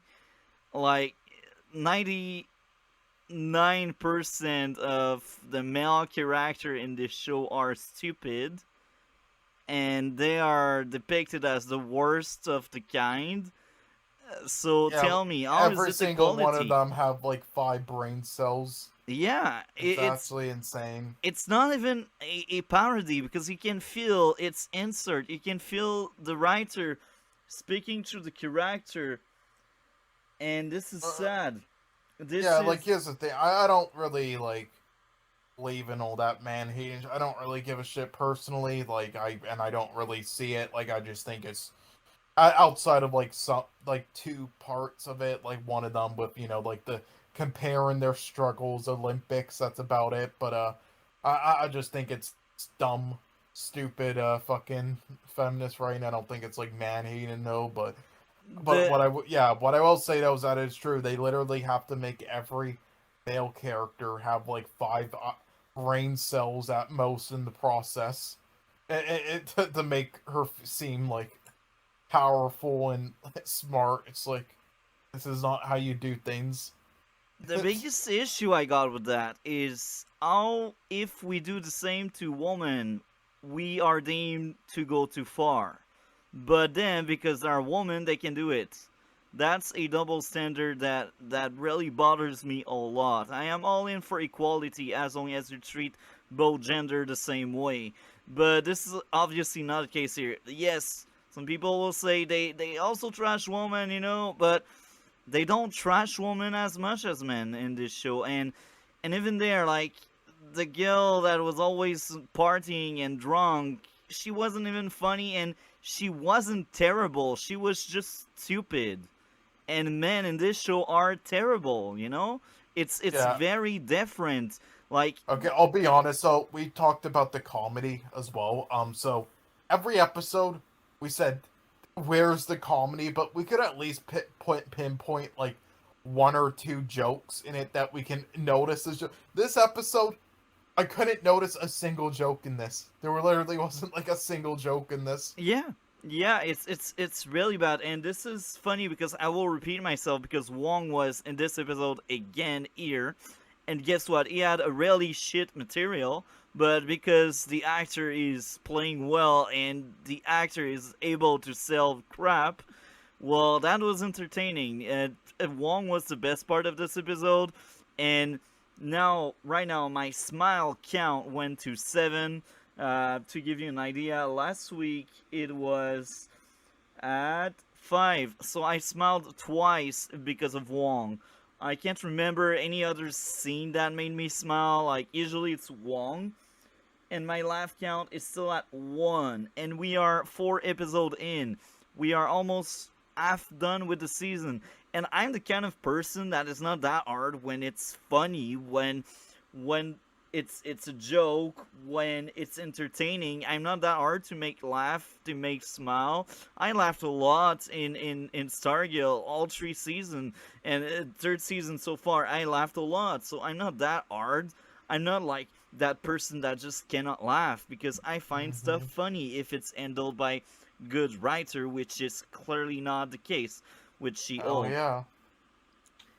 It's really sad because we repeat ourselves, and we still need to speak about it, because if we don't, then how can they improve? How can some people realize how bad the show is, and people need to realize it. They cannot clap for anything, because what will be the standard if we clap for everything?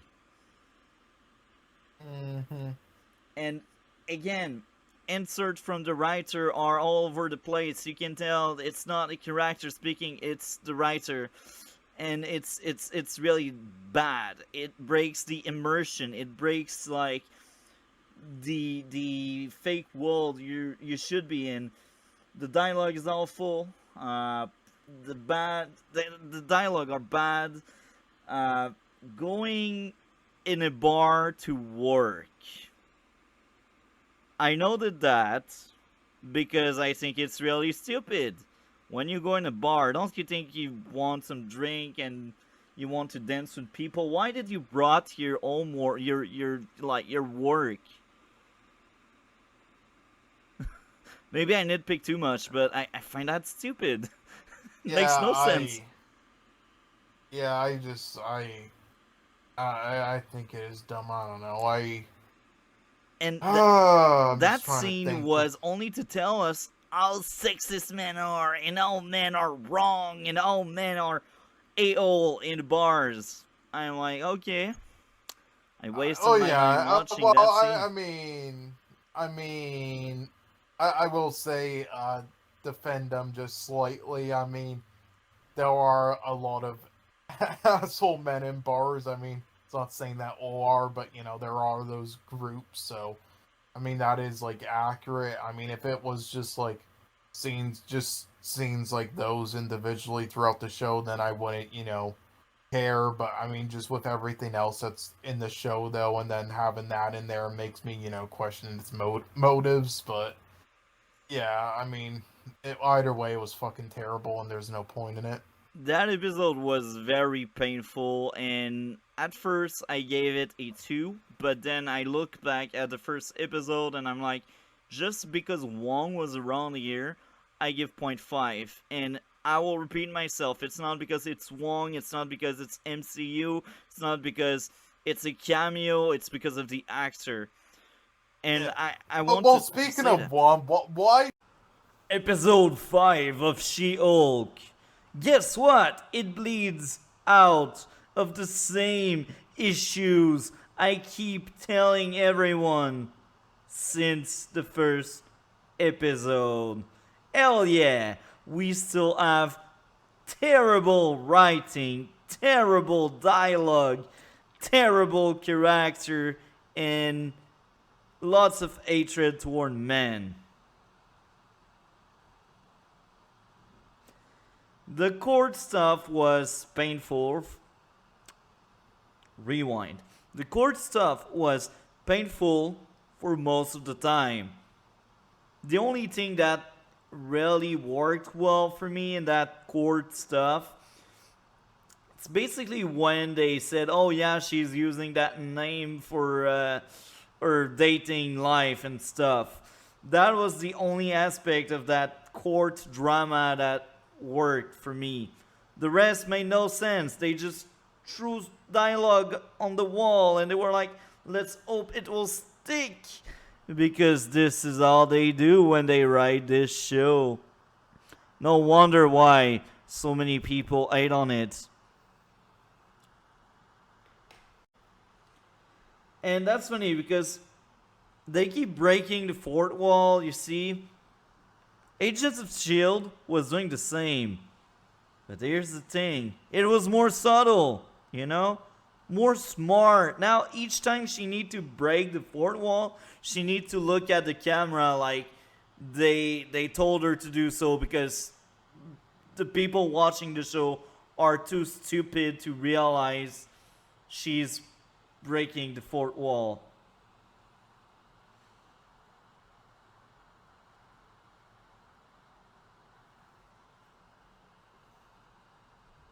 So I will say this.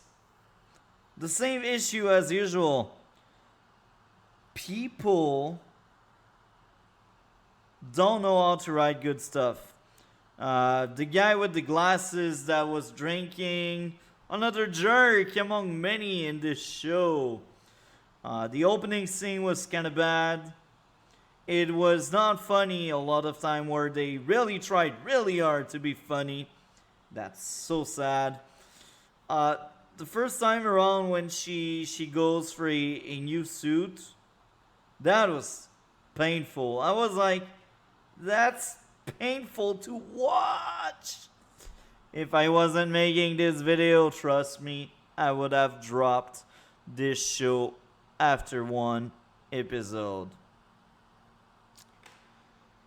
Now, I mean, this is really awful. Now, I keep speaking about the negative stuff. Let's be honest. The guy played by Josh Shigara is actually a likable character. And I liked that character. I think he's the only guy around that doesn't feel like a jerk. And that feels good. He's not obnoxious or anything. He's fine. He actually break their narrative of all men are trash. Now, I did smile in the courtroom. And when they were trying out like these cosplay stuff in the store, I actually smiled. So right now, my smile count is at 9 and my laugh count is at 2, and we are 5 episodes in. Now, I will say this, I actually had a laugh when one of the witnesses was like, or no, that was like when the lawyer of She-Hulk was basically telling in detail like things that should not be told. Yeah, I mean, that episode was awful, let's be honest. They still made me laugh, to be honest. Here again, how many times I will say to be honest. I think this episode worth a 3 out of 10. Nothing more, nothing less. I give more credit than usual because I will admit I had 2 smile and 1 laugh, which is better than the usual 2 smile I get almost every week. So writer, tell me, why did you bank so much on Daredevil? Even him cannot save the show, and it will probably show up next week. And I am guessing, well, that's funny because here's the thing. Usually I don't give a crap. I don't want to see the end credit scene because this show is already very painful to watch. And guess what? This week, there's no end credit scene. So I was like, did they really waited for the credit to roll to realize there's no credit scene? Like, bruh, the only week I care about a end credit scene, they don't give it to me.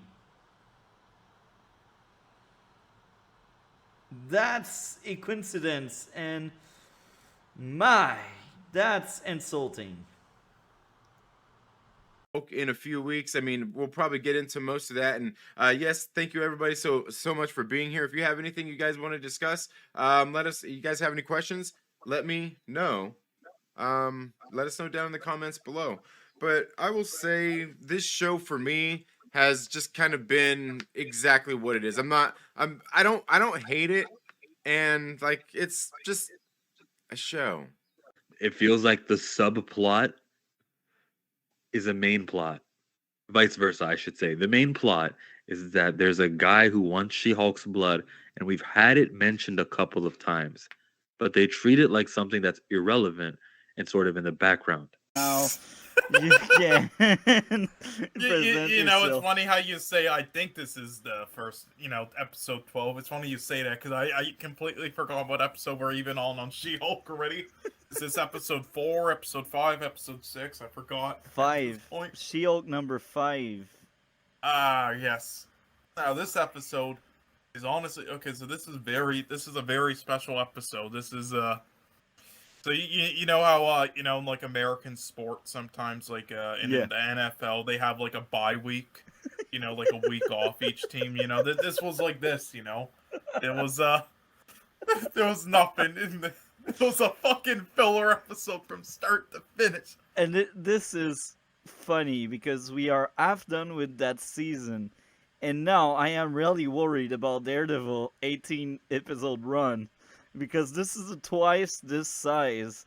So man, how many filler they will just cram in and just say, oh yeah, we got 18 episodes. Yeah. Mm-hmm. Yeah, I really don't know, but she officially becomes She-Hulk now. Yay! Yo. Jeez. Look, I will say this, the court, man, that was as painful as any other week where they had... Oh, yes. And there were people on Twitter... Okay, all you fans of this, you need to get, like, your eyes checked or something. There were people during that Daredevil scene in court who tried saying that was a one-shot take. You couldn't see the fucking edits! You idiots! Oh my god! No, I'm laughing, but I'm thinking about that, and you mentioned Daredevil. Look, Daredevil is coming, Matt Murdock is coming, and guess what? We will have a courtroom with them, an opposing team, and guess what will happen? Guess what will happen? Just guess it. I'm sure we are thinking about the same thing. What are you thinking when I say Matt Murdock versus Jennifer Walters? Who will win? Oh my god. Jennifer. Yo, look. Don't make her win. Yeah, and that's funny because you know what they could do? They could actually be clever and leave at a moment where you don't know who wins the argument. So you're like, you don't know if she won or if he won. But that's not fun, we need more women to win their stuff, Yeah. So you see, people are hyped and excited about Matt Murdock, but first of all, he won't be the good one we had in his own TV show that we will cover in the future. And second, it will be comic relief, and it will probably be bad sketch all around the place. Like, this is what I expect. Like, it will be terrible. Terrible. Yeah. I'm so worried about that, for real. It's so sad. Like, they have that much money, and guess what? They cannot do it properly. And now, to not repeat myself 10,000 times, I will actually focus on the good, because the bad remain basically the same each week. It's always like bad dialogue, bad acting, not fun. So we all know these things. Did you not see something worse than usual or something that is actually different in the bad side of things? Sorry, could you repeat that? This is giving me dementia this episode. Thinking about it. Do you have the same issues that we already mentioned in the last 4 other streams we Oh yeah, covered? that they have not improved on. And again, they literally said that it would pick up the pace in episode 4, and that ended up being the worst episode. And now episode 5 is literally a nothing burger. It's like, what the fuck? What The the bar literal scene. The bar scene. Oh my. Why? It's pain and suffering, bro. It's pain and suffering. Now, I will say this for once, even if the court was painful to watch, the outcome of it was kind of fine because they did plant the seed. So they had somewhat of a competent writer telling, yeah, She-Hulk is her name because she used a Tinder account or something, match something, and she met people as She-Hulk.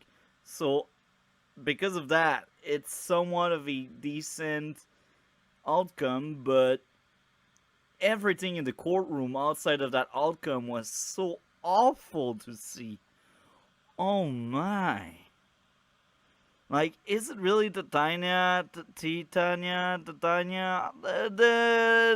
villain? Is she really the villain of this show? Like, what makes her villainous outside of being mean and attacking a courtroom in the first episode? She doesn't feel like a villain. Yeah, I don't know. This is just... Now, I will admit, I think it's at some point in the court, I actually had 2 smile. So now we are 5 episodes in, and my smile count is at 9. So I see them trying. They fail, but I see them trying. And I actually had a laugh, but I forgot where.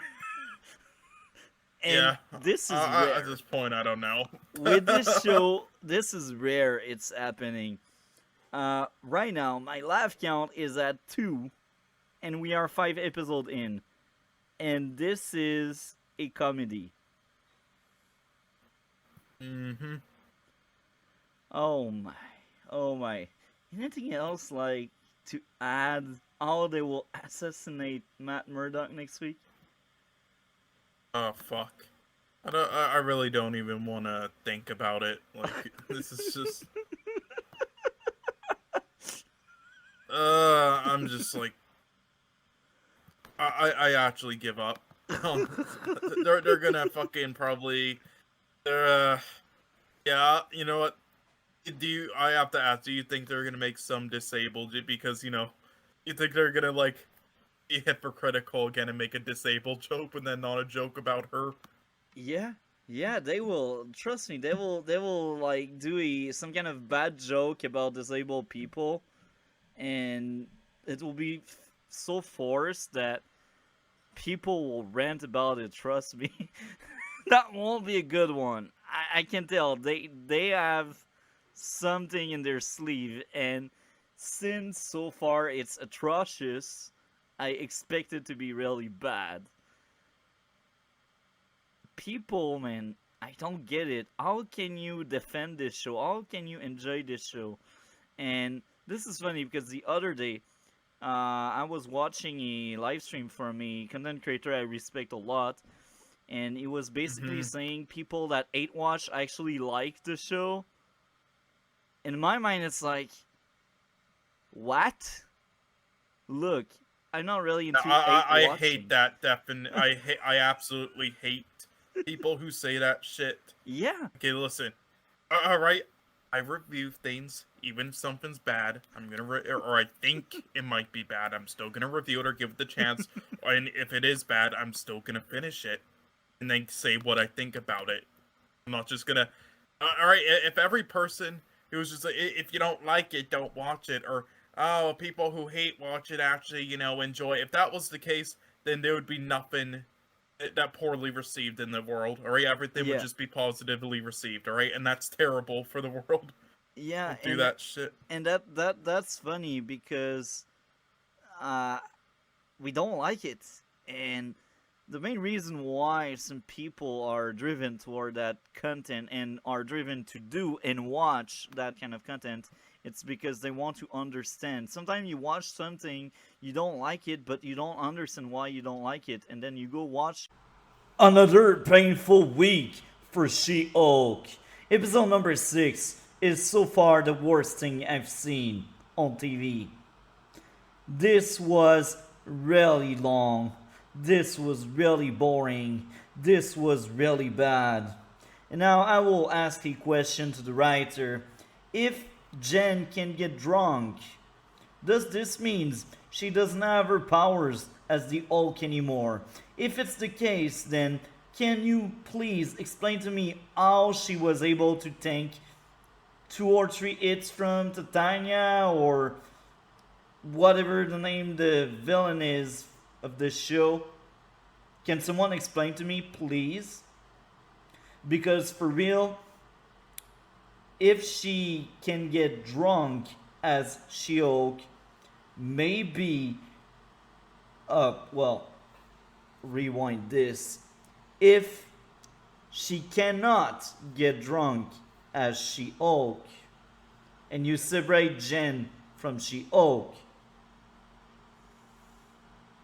how can you explain that Jen can also tank hits? I could understand if both were the same, and if you told us, the viewer, that as Jen she cannot get drunk, could understand she can tank that hit. She can receive a punch in the face without her scroll getting crushed. I could understand. But here's the thing.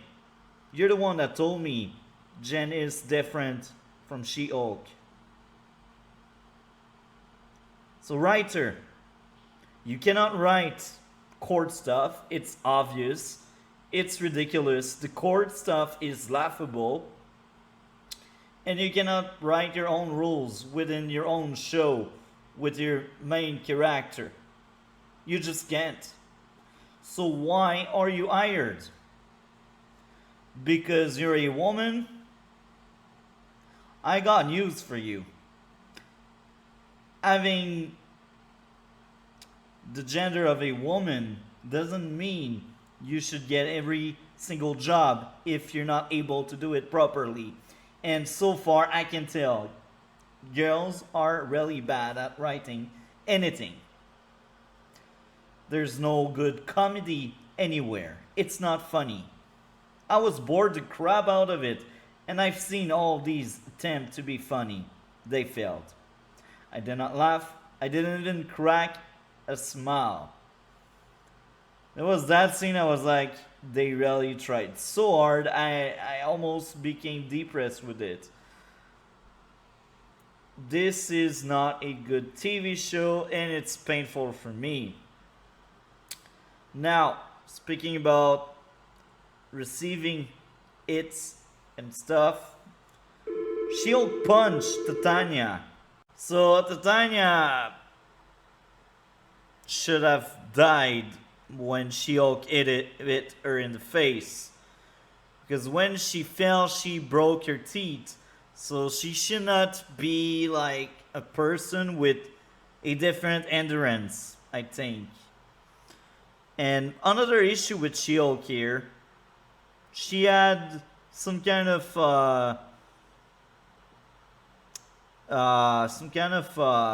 new suit during the wedding. And guess what? This is not a suit that was made for She-Hulk. So when she turned into She-Hulk, how did this suit didn't broke apart? Yeah, you made her change dresses. This is what girls did. She had her right dress when she came, but then they made her change her dress. And guess what? This new dress wasn't torn apart when she changed. At the first place, if you wanted that scene to happen, why you made her change dress? Tell me, writer, do you even know how nonsensical it is and how it makes no sense? I just repeat myself, but I want this to be clear and loud, and this is painful, I'm telling you. Here again, in this episode, more hate toward men, as usual, and more insert from the writer room. The guy that had so many wives, husband, whatever. That person was like, I really tried to get marriage and weddings, and it just doesn't work, you know? I can tell it's coming from the writer. It's an insert, guys. They also really don't know how to write men. These men, they don't feel like men. They feel like insert from the writer. They feel like bad attempt to be funny. They feel like a weapon against men because these writers hate men. Now, I will say one thing. That's the only thing I liked. The only. We get to see the struggle that comes with She-Hulk, and the fact that She-Hulk is also a burden. It's also something not that great because it creates conflict. And the She-Hulk persona, sometimes Jen just wants to be Jen, but she can't. And when she wants to be Jen, people want her to be She-Hulk. People are never satisfied. So for once, I'm like, this is actually good. The She-Hulk actually comes with issues. Is it well handled by a good writer? No. No. It's me giving the benefit of the doubt. This is what they want to do and try to do. This is me trying my best to find positive and stuff I liked. This is me seeing with my eyes. They really try to make her a bit more relatable, but they just can't. They are not good writers. If you don't have good writers, you cannot make your character relatable, regardless of gender, whether it's a woman or a man, whether you're aiming for a more woman audience or a more male audience.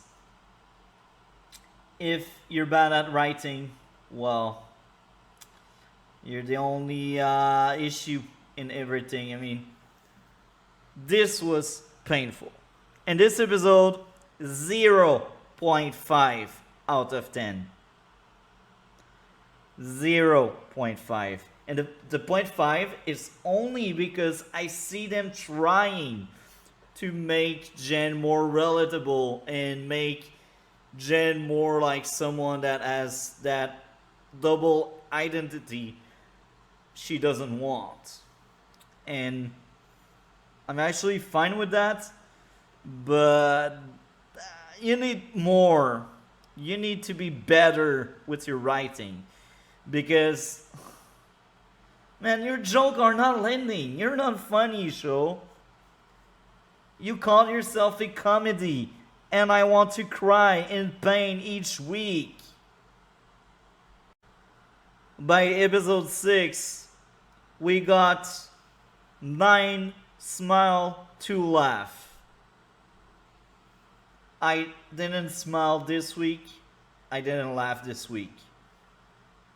This week was filler, and it felt empty, and it was really hard to watch.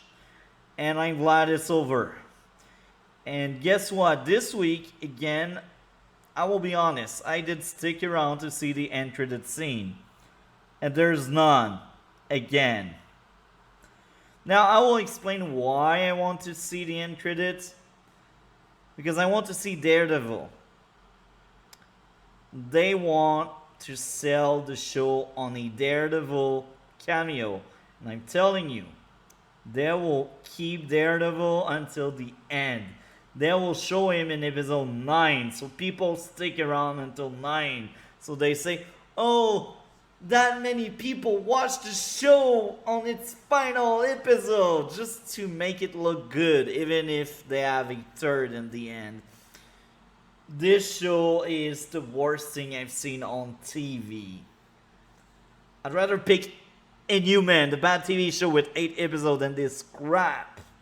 I'd rather pick any cancelled Marvel show I've seen, like Gifted. Bruh, I'd rather pick anything. I'd rather like go watch, I don't know, man, Arrow 4th season.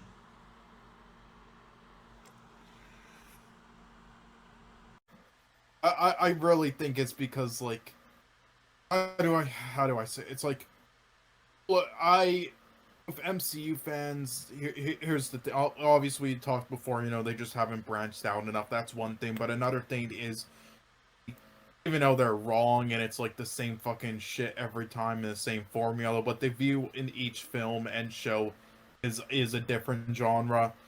I think what is the case with She-Hulk, why they give it free passes, is I think what the show's trying to accomplish is, which it also partly is, but it's just not, it doesn't do a good job at it either, is just, you know, the typical, like, female, like, comedy, drama type, you know, gossip show or film that we've seen many times before, stuff like Girls Trip and stuff, and, you know, probably most of the majority of the people watching MCU haven't seen really any of those before though themselves, or know about it, so they can't really, you know, compare, you know, so they kind of like give it free passes, like, well, I mean, it's not really my type of genre, just like how Miss Marvel's more for teens and stuff, so I'm gonna give it some leeway and stuff, and I think that's what they are doing, and I think that's what they do with almost like every fucking thing. Same thing with Eternals and all of it. That's the MCU. That's the MCU sheep. Yeah, I will say this about Miss Marvel. Licking monster out of this now. Yeah, I cannot. What score would you give this episode out of 10? Oh, -10. Yeah. I can't. There's nothing I can forgive about this episode. I don't like how they treated his character. The courtroom scene had potential, and they ruined it. The scene where he's supposed to be a hero, showing her what she should be doing, they ruin it. And then they have him sleep with her. Here we are with another really boring, really bad episode of She-Hulk. It's now episode 7. I'm almost done with this first season. I am glad. Only 2 more episodes to suffer through. I guess 1 more hour? 1 Jessica Jones episode? So, as usual, this episode was really bad.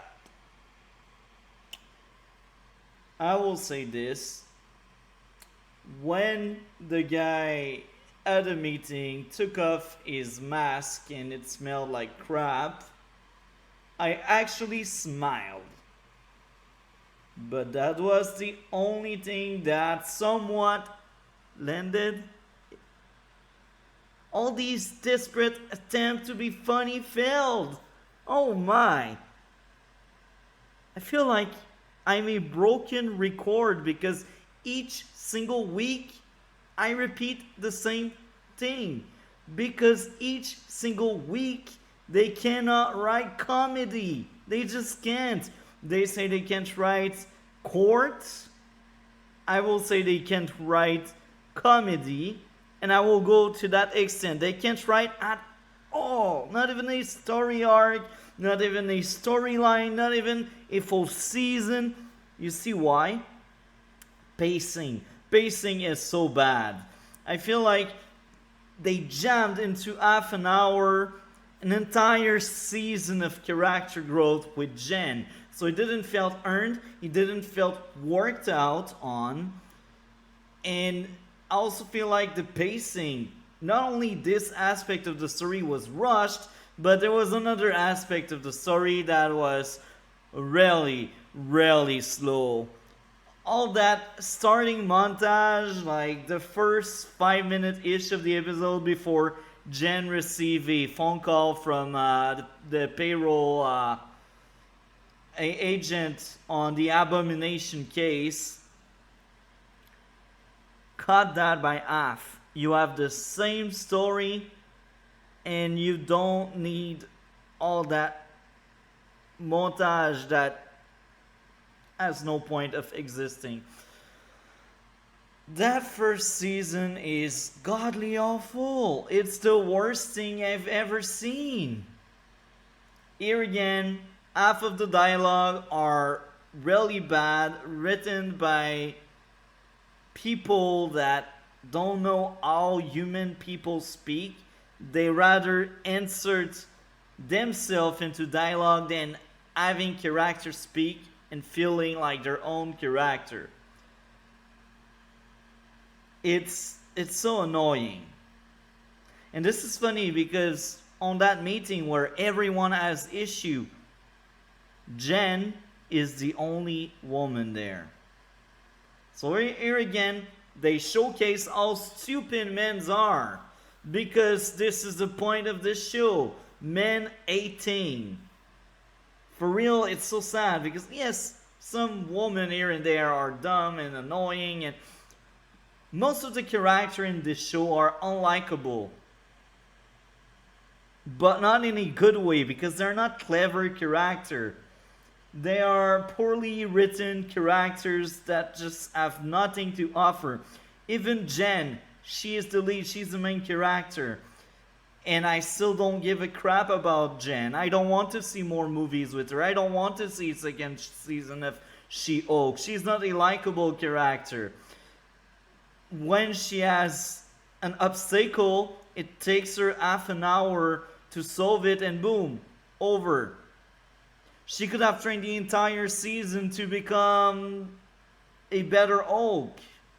But instead, she's the best Hulk after training for one episode. She could have worked an entire season to accept the fact that Jen should deserve as much love as She-Hulk, and She-Hulk is part of her. They should have spent an entire season for that. Instead, we get a full episode. So, the pacing is awful for too many reasons. I feel like with this entire season, I've seen 3 seasons.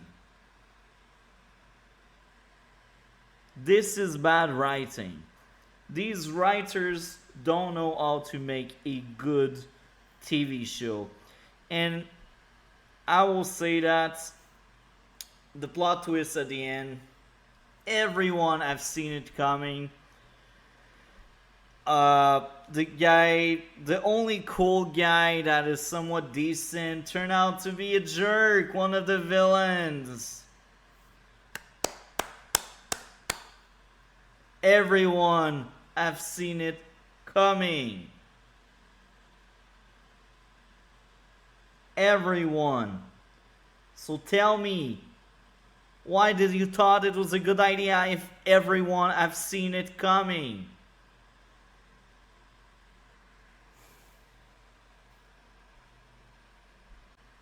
The Abomination is somewhat likable, but I think it's because of the actor that delivers well the trash material he's getting.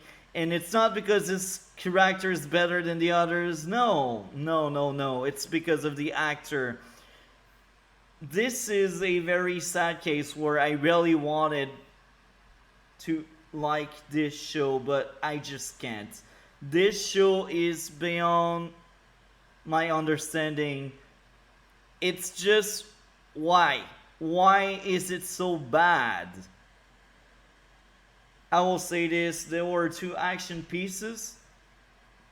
I was fine with it, at least I wasn't bored. And guess what?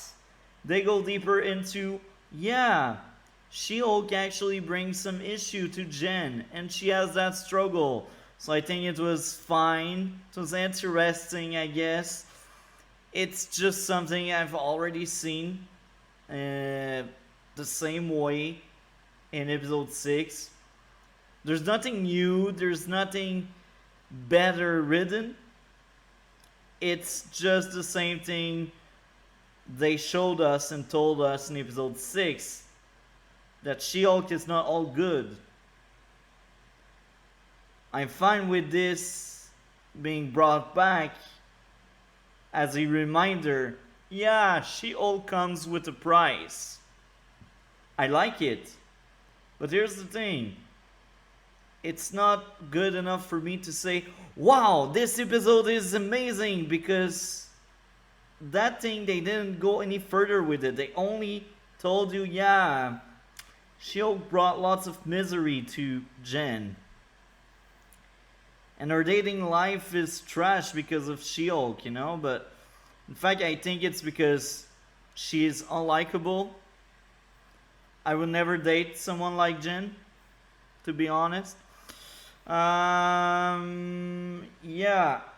Bad dialogue, more self-insert, rushed into everything. Look, I feel like I'm a broken record at that point, but hey, things happen, right? Now, I think I would grade this 3.5 out of 10.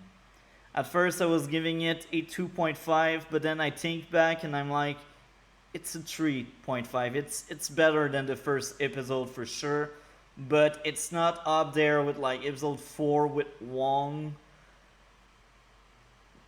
I can't remember which other episode I was giving a 4 point something. It's still very low. I mean, 4 out of 10. That TV show is down the toilet for me. I don't like it. It's not a good TV show. And now some people will tell me in the comment, if you don't like it, don't watch it. Why can't we be critical to stuff? Why should we accept bad TV if we don't like that TV, you know? I'm not accepting this. I want people to think about making good stuff. You cannot just pretend you make a TV show if all you do is ranting about society and self-inserting all the time, having bad dialogue, having bad writing. You don't deserve money for the job you are doing, and people need to call you out for that. These writers, if I was at Marvel, if I had any power up there, I would fire all of them, because none of them are competent. None of them are there for entertainment's sake. It's obvious in my eyes. I'm sure if they try to watch that, they won't like it. If they like it, it's because they're narcissists and they're like, oh, I made it, so it must be good.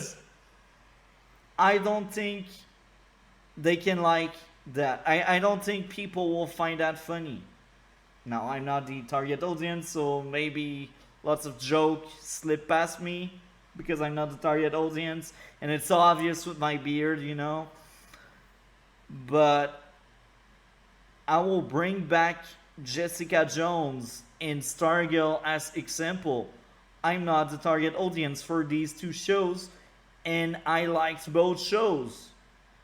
Stargirl, as I am recording this right now, we are 4 episodes in season 3, and this is hands down my favorite comic book TV show. So you see, if you have competent writing, I will like what you're doing. I will praise it. I will say it's good. I will recommend the TV show to my friends, my family and stuff. You know, I will tell people, look into that show. That show is good. I will not do that for She-Hulk. I am 7 episodes in, and that was painful. Um, yeah, that's just not good TV, and they need to be called on for that.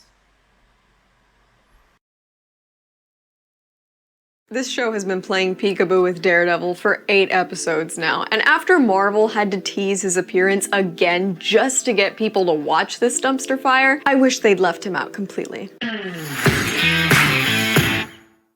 Hi y'all, Snarky J Cosplay here. Episode 8 of She-Hulk Attorney at Law is finally out, which means that this nightmare is almost over. It is Episode number 7, as usual. She-Hulk, She-Hulk, She-Hulk. So much to say. Oh my. And then Enemy movie. And then the Stargirl episode. So yeah, right now I am wondering if... Oh, okay. There you are, stream. Okay. So let's start off with the fabulous She-Hulk. The best TV show ever made.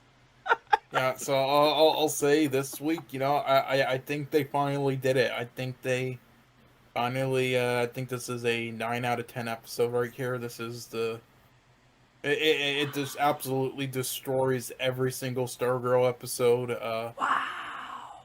Yeah, it's just like, you know, the writing in this is just insane, man. And They by that, hire I new mean, people just for this one. yeah, but by that I mean an insane asylum patient probably wrote it. You know, Bro, that episode was painful. It was so painful. But you know what? That's funny because looking back to that season, it's actually the average episode. It's not the worst.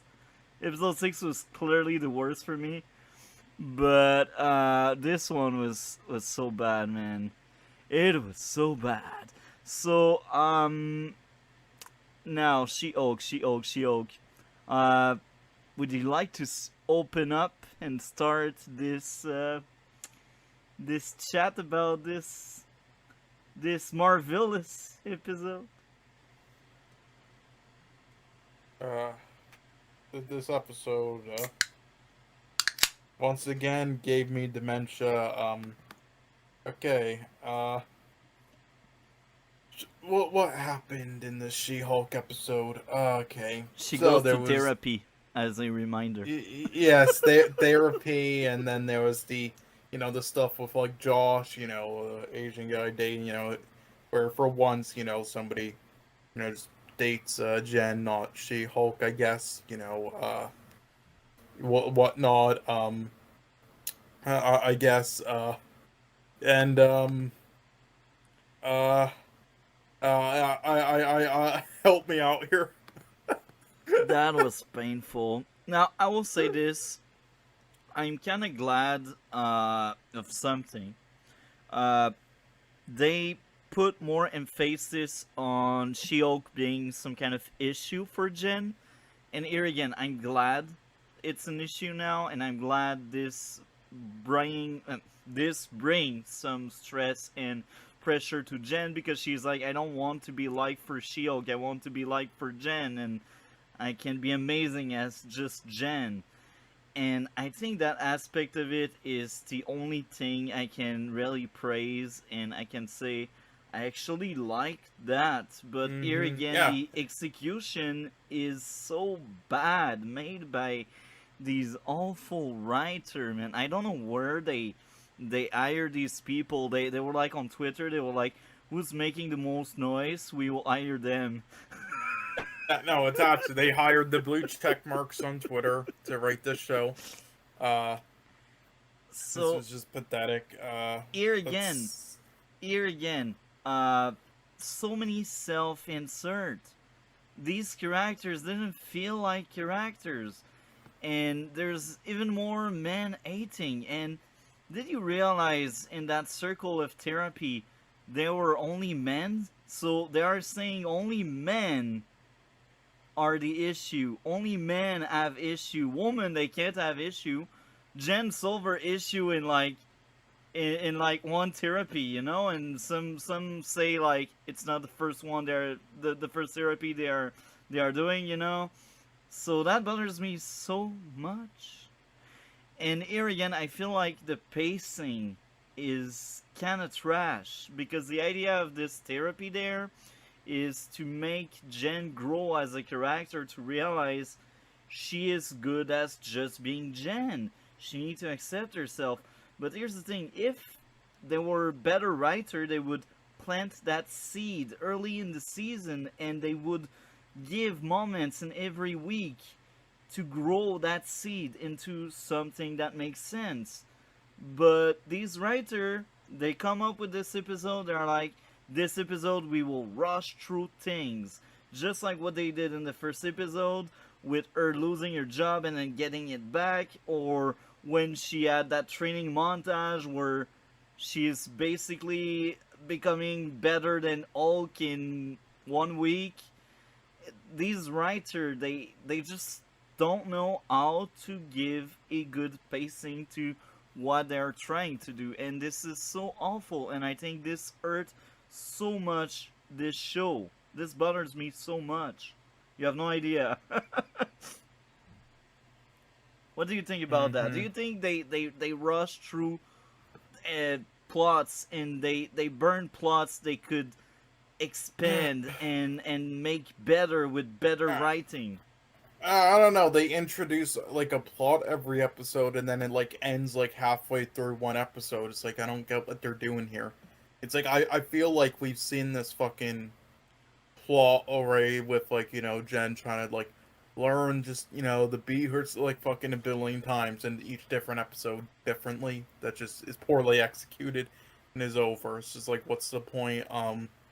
We'll say I kind of it's funny to see some like C-list characters in this show, from the comics, but that's about it. Yeah, the therapy scene was just fucking terrible. Oh my god, and it just shows she's. There are things that they say, that she goes through and learned in like the previous episodes, but then the therapy scene, it's like, it kind of like goes against some of the things they say she learned in the previous episodes. I'm like, the different people write this without like being in contact with each other. They don't consult I really each don't get other. it. It's obvious they don't consult each other. They're like, Mhm. today you will work on this episode while I work on this episode, and then we will just put the pieces together like Frankenstein.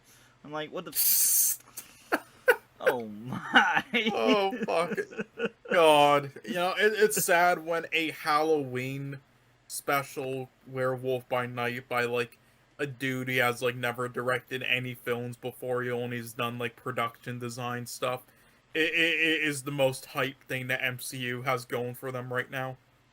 Oh It's my sad. god. It's so sad because they proved themselves for 3 phases. Now, phase 4, to be honest, I think it's the worst. It's the first phase I'm not excited to go in theater to watch new movies. It's the first phase where I see bleeding issues. So I'm like, they proved themselves for 3 phases. What happened? Did they fire everyone to have only a woman in charge? Is it what happened? Did they fire all the men? So we only have wouldn't these surprise me. these agenda. Yeah, honestly, this is like the opposite is one like I don't know if you saw that film Brightburn before. I've heard a lot.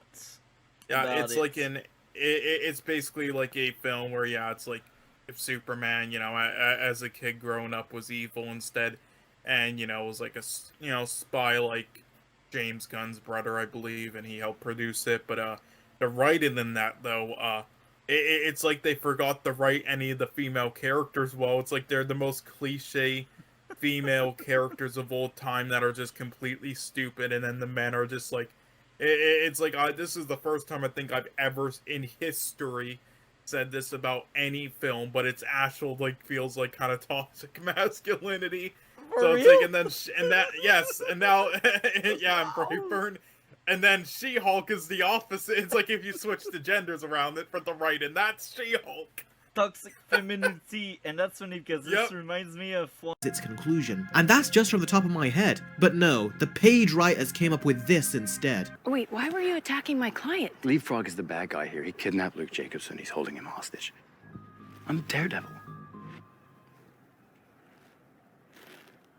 Well, it is very daring to use ketchup and mustard as your color scheme. If you are a bad writer, go apply for a job at the MCU. They'll hire you in a heartbeat.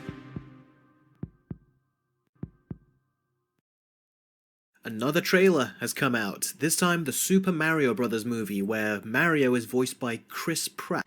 They murdered Murdoch. This is no surprise. I am just done watching the 8th episode of She-Hulk, and here again, they break my brain. They break everything they can break with this awful writing.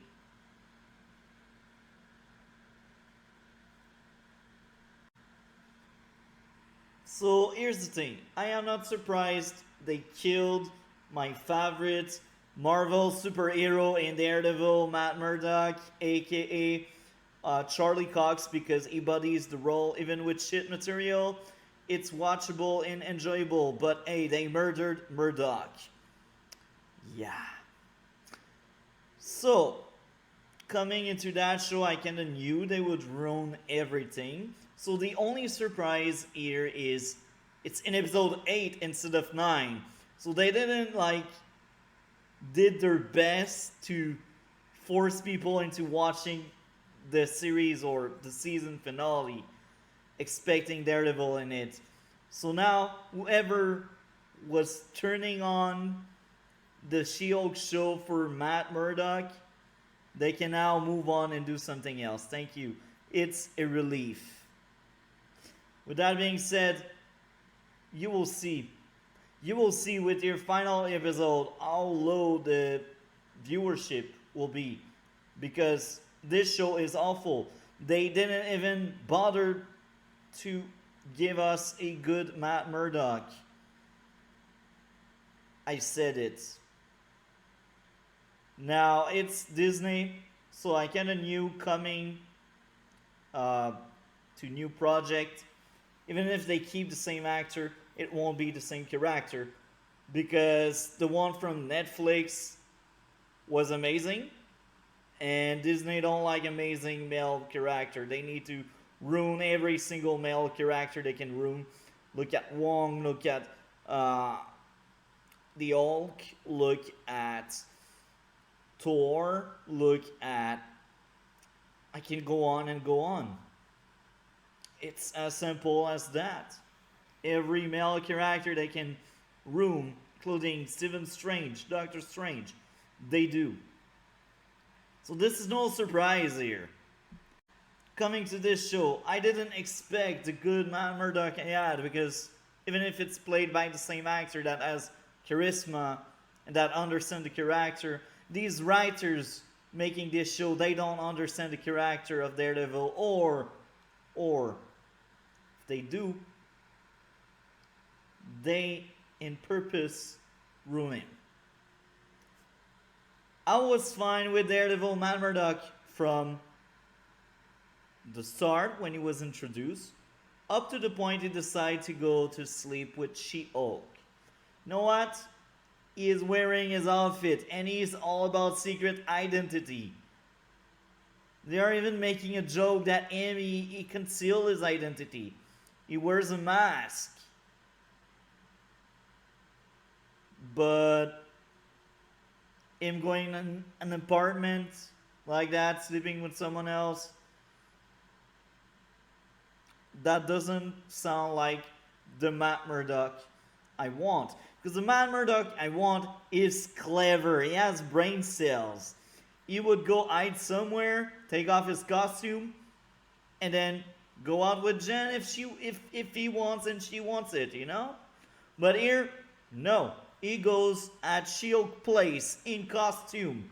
This is ridiculous. If it was meant to be funny, it failed because I didn't laugh. My Matt Murdock was smart. My Matt Murdock is intelligent. Here again, the court scene. There's a good and a bad to it. The good, I'm actually shocked of the outcome. They allow Matt to win the case. The bad, the case was stupid, and the writing of the case was even worse. The dialogue, the reasoning. It was obvious Jen lost. And if Jen won this case, I would call this BS. Because this case was a loss from the start of it. Daredevil didn't save this awful show. No, folks, no.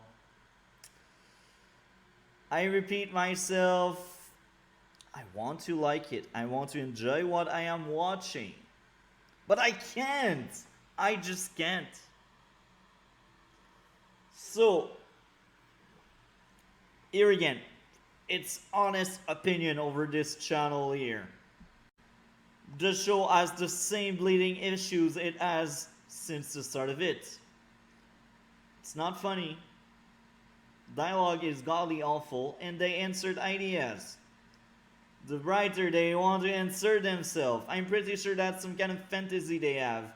They dream to sleep with some lawyer, and this is what they do with Matt this week. It's so annoying and insulting. The gala speech, my ears were bleeding. I was in pain. Oh yeah, the fight scene. The fight scene was laughable because some people had crossbow and stuff. Nobody shot a single arrow. No. Their crossbow is just for aesthetic. It's just to look cool. Coming from Marvel, Disney, I'm not surprised. And now people are looking forward for the Daredevil TV show. I won't go too deep into his characterization in this show because, let's be honest, he is just there to be funny. He is his own character for sure, but he is not the great Matt Murdock I know and I like. This one is cracking joke all the time and they don't even land. I don't know how the actors said yes to portray and say that crap there. Maybe he's like money, or maybe he's just a nice guy and he was like, that's my chance. Maybe in the future I will have a better writer. I don't think so, but hey, you can hope. Charlie Cox, you're doing a great job. The actor, thank you for giving a life to this lifeless character. This version of Matt is awful. Let's be honest. The actor did his best, and it was the best part of this episode, even if he had awful material. It's just wow. You want good court scene? Go watch the Daredevil TV show. They had good court scene here and there.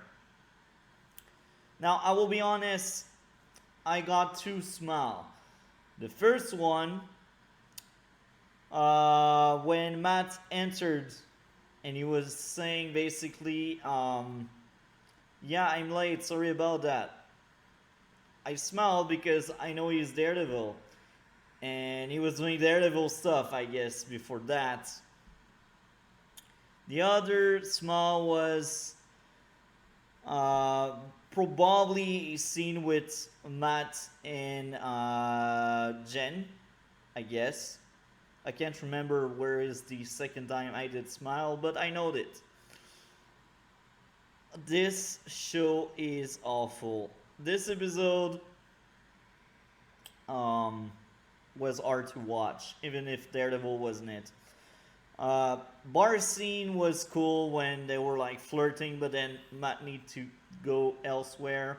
The fight choreography was fine outside of that scene where The guy has a crossbow, but hey, let's run toward Daredevil, even if he's a better fighter than me. And I kind of like how they separated goons to henchmen or stuff like that. That's kind of cool. It's still really hard to watch this show, let's be honest here. So here, I think the laugh count remain at 2. The smile count is at 12. And they are too meta when they say, like, the episode could have ended on a good note, but hey, they needed to add that whole scene where Jen is turning basically evil. And this is kind of interesting. I don't know how I feel about that. Because I feel like Jen needs to be really stupid to play into these villain ends. But in the other part of that whole thing, that's some kind of character flaw. So I don't know how to feel, because if this is a character flaw, I like it. But if they need her to be stupid for the plot to happen, she becomes a plot device. And if your main character is becoming a plot device, it's wrong. So I don't know how to feel with that. I don't know if I like it or I don't like it, but that was a weird end credit scene here. She's playing right into their plan. Is it because that's her character flaw, or because they wanted her to be depicted as a villain? I really don't know. I'm guessing they want her to be depicted as the villain, and that was the shortest way to do it. Give her a new character flaw, even if it's not really new, because at other points she like go crazy. I don't know how to feel about that. Overall, I think this episode is the best this season had, but this is not much to say, because at the end I do think it's 4.5 out of 10, because Matt was there, and because I do think that was the best episode this show had to offer so far. The bar wasn't that high, so we need to say that it wasn't that high. 4.5 out of 10, man.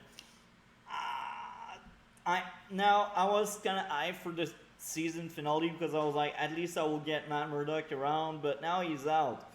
So, as I said, some people were only watching this for Matt, so you can see in the viewership, if they count the viewership, if they have ways to evaluate the viewership, you will see a down. They will go down, these viewership. People won't watch it anymore. I'm actually glad Matt won the case. If Jen won a lost case like that, there would be something wrong to add to the list, the long list. Anyway, that's it for this week. I watched out for this video and for my podcast with Cole Turner. Yeah. Playing Peekaboo with Daredevil for 8 episodes now, and after Marvel had to tease his appearance again just to get people to watch this dumpster fire, I wish they'd left him out completely. Hi y'all, Snarky J Cosplay here. Episode 8 of She-Hulk Attorney at Law is finally out, which means that this nightmare is almost over. It is the second to last episode of this 9-episode trash can fire, and I've gotta say, this episode, and no, I don't mean that she's the slut. The big twist is that I've been right from the start. With the guy that she met while swiping that turned out to be a client. We've got the guy she met at the wedding. We've got Female Lawyer of the Year nominated by her male boss. And of course, the evil arch nemesis of the piece, toxic fandom. Otherwise known as Reddit. Went on a few dates and I thought it was going great. I haven't heard from him. I can't imagine why, love. And of course, the most obvious of bait, the person that told us the lesson of the entire show. Think of Josh. Everyone we meet, no matter how much they hurt you, is a lesson learned. Everyone we meet, every man, no matter how much they hurt you, because men hurt you, is a lesson learned. The big twist is that every man is evil and will hurt you. Nobody saw that coming! I realized afterward that we were not able to hear your voice for like the intro. That pisses me off. I messed up. My bad. You had the best intro ever. No, it's fine. I basically just said, yeah, She-Hulk got canceled this week, so we're reviewing an episode of Daredevil. There we go. Okay, well, I don't know if they heard, like, my one critique there, but yeah. Now they aired it. Now it's fixed. Don't worry. Now it's fixed. Okay, got the best but intro yeah. now. And what were you saying about people praising this week? Yeah, well, a lot of people are like, yeah, it's fine. This is a great episode. Finally, a good episode of She-Hulk. And it's like, okay, yes, it's by far the best. And yes, only because of Daredevil, which everybody admits. But I still wouldn't call it good. I would just call it competent, maybe at best. But nonetheless, finally not a bad episode, at least in my opinion. Yeah, I mean, the opening with the action and everything, you know, I'll pay $500 they made somebody else film that and not the same directors in secret, because I hardly doubt they could pull that off. Yeah, this is, yeah, whatever. And then, yeah, then we have a bunch of, oh yeah, but then, you know, She-Hulk, of course, comes through the roof and ruins it. Well, a great way to make a character just unlikable as possible in your own show, just ruining the action scene there. That's perfect job, writers. Nice. Anyway, so we got a bunch of C-listers as well, which, you know, spans, which is actually, you know, I don't mind. You know, it's kind of just fun to see, but, like, leapfrog, but whatnot, you know, for the hell of it.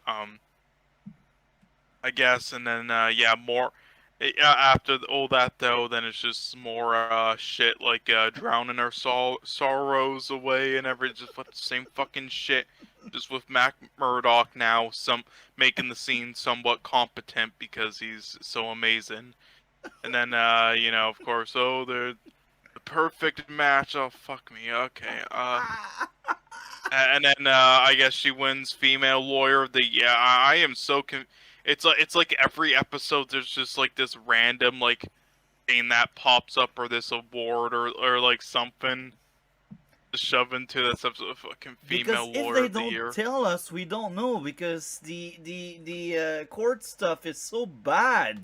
Bro, they need to tell us, you know? We need to know. Yeah, exactly. If she's good or bad.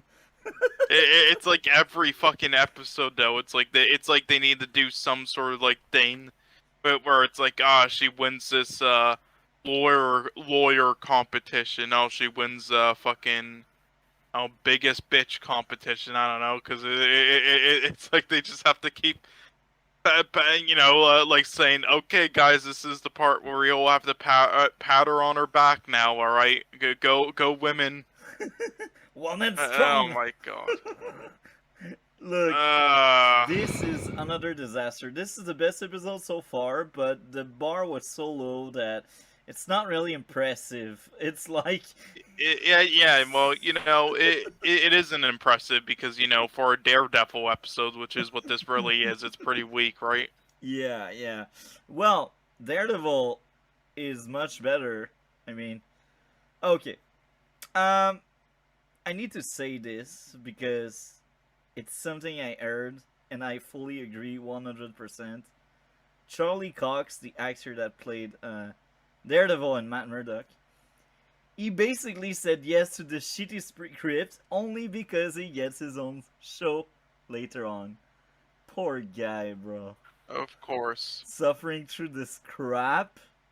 At least he will get a good paycheck at the end, but I don't know. They're already damaging his character with just 2 episodes of being in She-Hulk, and they're already damaging his character with the shit they're doing. And this is sad because I even said it in my review part for my video, where Daredevil and Matt Murdock was actually good until they ruined him at the end of the episode, and I said it. They murdered Murdock. Hell yeah, they were able to do it with one scene. making him entering some random apartment in his costume because that's some kink from one of the writer and they need to insert their kink, you know? That's also why She-Hulk needs to sleep with him, because she sleeps with basically any attractive man in the show, because this is how men are showed in this show. They are dumb, retard, and yeah, they're toys. Empowerment! You don't know what it is. Empowerment, empowering. Yeah, because it's like they think every fucking other film or show does it the other way around. It's like, no, it's like no, just some shitty ones. That's about it. Like, holy fuck, you are so. Oh my god, you are just so unknowledgeable. Weird. I will say this. This is weird because here in Quebec, most of our entertainment is aimed at women and female because it's made by them and it's used and watched by them because they are the one watching movies and shows. And let me guess, there's probably more like men watching it than females there. Actually, no. Where I live, like here in Quebec, most of the entertainment is aimed at women and for women and made by women. And okay.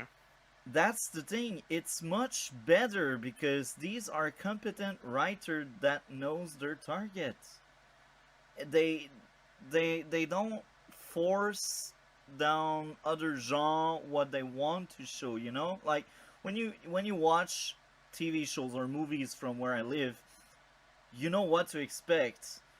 And this is usually comedy. This is usually low budget stuff. I'm honest with that because I won't lie and say it's Hollywood budget. But here's the thing. It's made with care. And even men can be into it because it's made by competent writer. They are all women. Like, most of the industry is women here.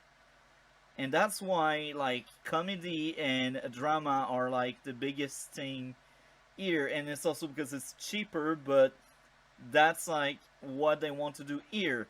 But it's not made in a way that only women can enjoy and watch. It feels like She-Hulk, they only want women and female to enjoy and clap and laugh. It was probably the one show that pained me to watch. Like some shows I could zone out at least, like Wheel of Time or parts I could just, go off. Oh, She-Hulk was so painful. And also I felt like after the episode I learned nothing new about what the show was about. The trailers showed me more on what I'm going to get into than this first episode did. There was like not even a single thing I liked in that entire thing. It was the greatest piece of crap. Yeah. Marvel's made. I just remember, watching the intro, you have the whole Marvel intro, and, I still got those feelings from back in the day when Marvel was kind of good, and then you watch the show, and that feeling wasn't there. So, what I want to do a bit of outrageously bad that not only am I giving it a negative number, which is a little outrageous, but I'm giving it a negative 10, because that's how outrageous this episode was to me. If this finale wasn't bad enough as a standalone piece of content, it also means that this entire series that we collectively dedicated 9 weeks of our time to was a tremendous waste of time. A literal pointless cameo fest filled with bad dialogue, stereotypical characters, and more than that. As people say, another day, another dollar. This final episode of this first season was so bad. Oh, I feel like I lost more brain cell than most of the other episodes this season. And this is funny because it's not even the worst episode we got. The worst episode we got is hands down the 6th one. Remember the wedding? Yeah, I remember the wedding. That was an awful episode, like most of the episode, but it was a new low. Guess what? Here they do the most boring fourth wall break that lasts like 10 minutes. They try to justify how bad this is by telling, yeah, it's Kevin's idea, it's not ours. And this is funny because I see a man in the writer's room. I doubt he is really in the writer's room. Or if he was, let me guess it, he got fired. This episode was terrible for too many reasons. Pacing wise, here again, terrible pacing. These writers, they rush through things because they think it's good. She should have spent at least a full episode in jail. Even there, it's not enough for me. It feels like this show is about consequence, but they don't want to give any to Jennifer because she's perfect. She was a victim. Look, she was a victim. She destroyed the TV, but she was a victim.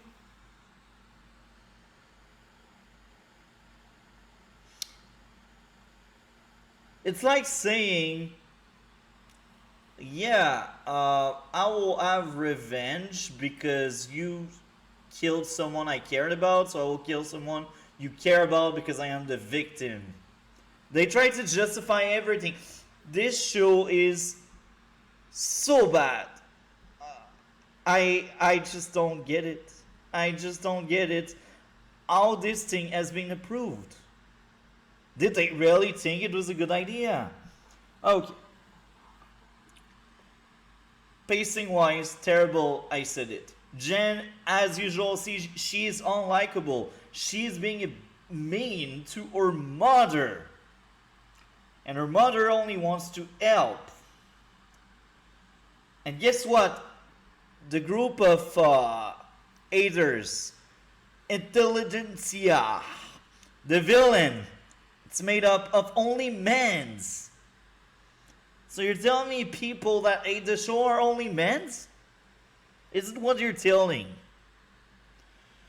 That's funny because I've seen 2 women disliking the show, and it's me surfing on YouTube, and it's me not really searching too far because it just trends. It's in my trending. It's recommended to me, and I see, oh, a woman is watching. I take a look to the content, and women have the same issue as men. So your show is bad. Telling you, your show is bad. Now, Emil being a liar and being sent back to prison. Oh my, I'm glad he's sent back to prison, but him being a liar, that bothers me so much.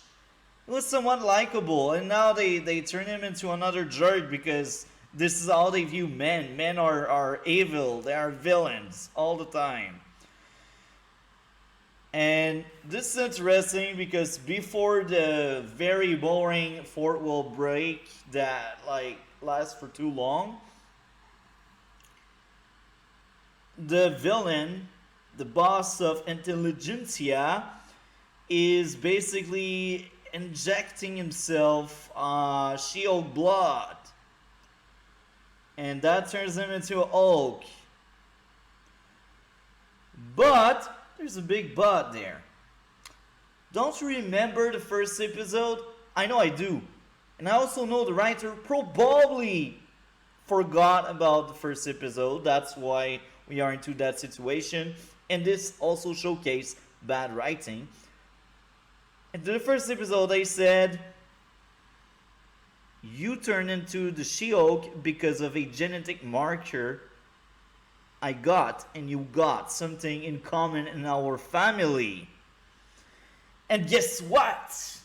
There's no setup. Nobody explained to us in the final episode how the villain can turn into the Hulk. They only say, oh yeah, he injects himself, so that gives him the power. Keep in mind, She-Hulk became She-Hulk because of the blood, but also because of the genetic markers. there's no foreshadowing, no explanation on how the other guy also has the marker. All he needed is one scene where they speak about the marker and the villain having the marker. But the way they make it looks like all he needed to do is inject himself. Nobody tells us he has a genetic marker, but he turns into the Hulk regardless. So what was the point of telling us, yeah, you need the marker to turn into the Hulk? There was no point. Because your own writer forget their own rules. This is proof of bad writing again. Now, it's unfair to say there's nothing I liked about this episode. It's unfair because it's a lie. So we'll be honest.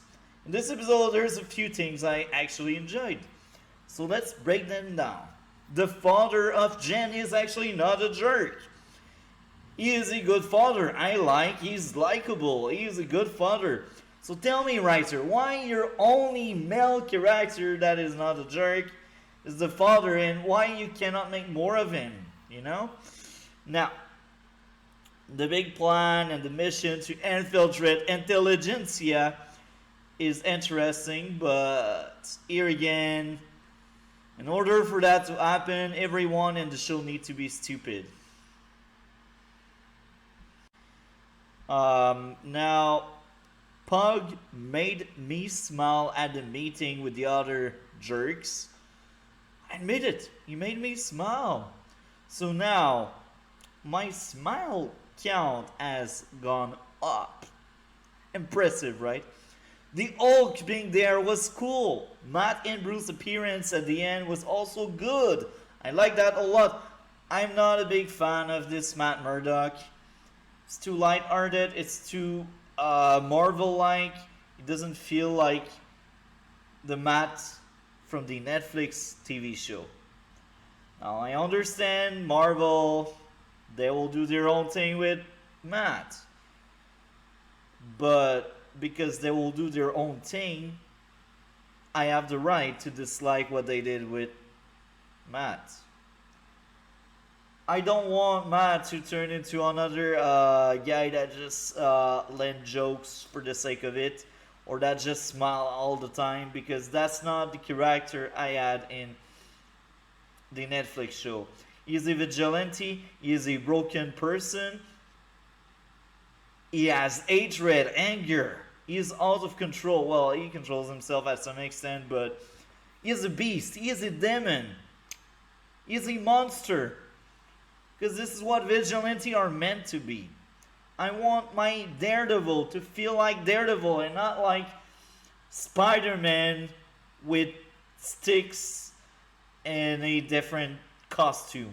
I don't want that.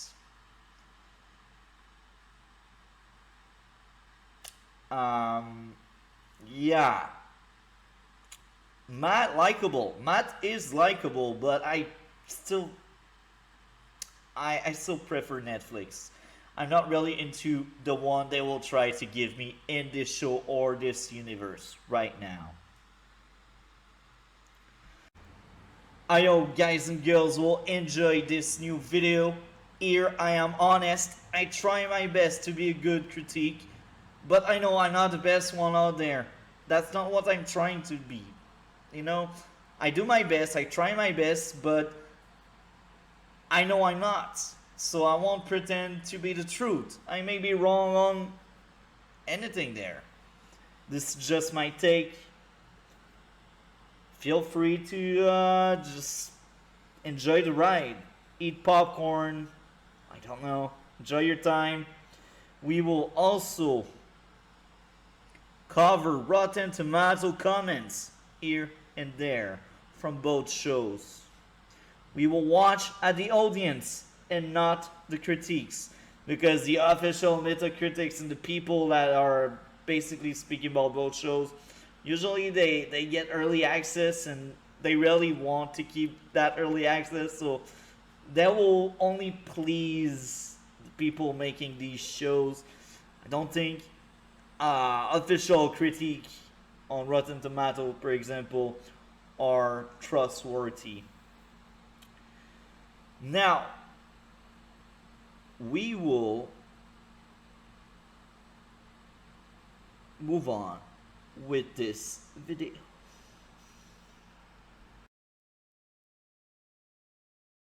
This show is nothing but cameos, and then at the end, they do nothing but cameos.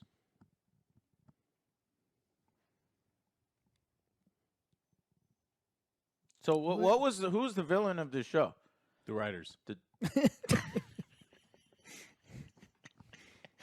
No, you're right. You're not wrong. No, he's actually right. I mean, she has to go and get the writers in line because they were fucking everything up. Mhm. But then it's still fucked up. I was gonna say it was a troll incel. It was an incel.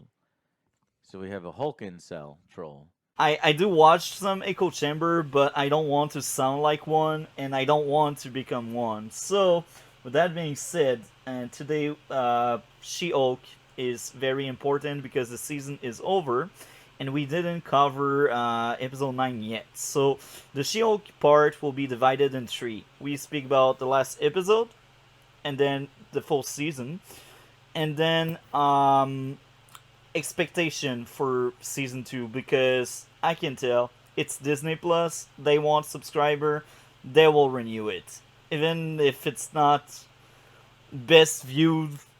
I don't know the viewership. I won't speak too much about it, but let's say it didn't perform as much as they wanted, they will still renew it. That's what I'm saying. So we will start off with episode 9. What did you think, Showmonger, of episode 9? Well, you said they didn't cover episode 9. We didn't cover episode 9. They didn't either. Because a show is supposed to culminate with the ending. It's the finale. This is how things close out. Let's all have these storylines interconnect. And there was a point where Hulk jumped in the screen. And there was even Titania there. And you're like, okay, let's see where they're going with it. And nothing happened. Every episode in the middle had this subplot underneath of, oh, don't forget, someone's looking for Jen's blood, and it was supposed to culminate with a scene at the ending, and we go, okay, this is who it is, this is who's responsible, and this is the big climax, and instead, they literally said, no, there will not be a culmination. So it really was directionless of a show, because the finale, while the gimmick was really cool, of being meta, popping onto the Disney Plus screen, I appreciate the creativity of it. It was not the place for, like, to end a show to tell us that everything was meaningless. And not to mention, just the execution was horrible in my opinion. Like, even a lot of people, again, this show, it's like much of it is just like made for more of just like Twitter moments, like, oh my god, haha, look at this is so funny, this is so meta, or yes, slay queen, and then getting like 200,000 likes on Twitter instead of actual fucking Twitter story. But even then, the execution was horrible. Like that X-Men joke, everybody was like jerking off over. Like, what are you talking about? That was so poorly done. It's like it wasn't even like two people speaking. It was like two robots speaking to each other instead of just one speaking to someone else. Like, that was so unnatural and poorly timed, that joke.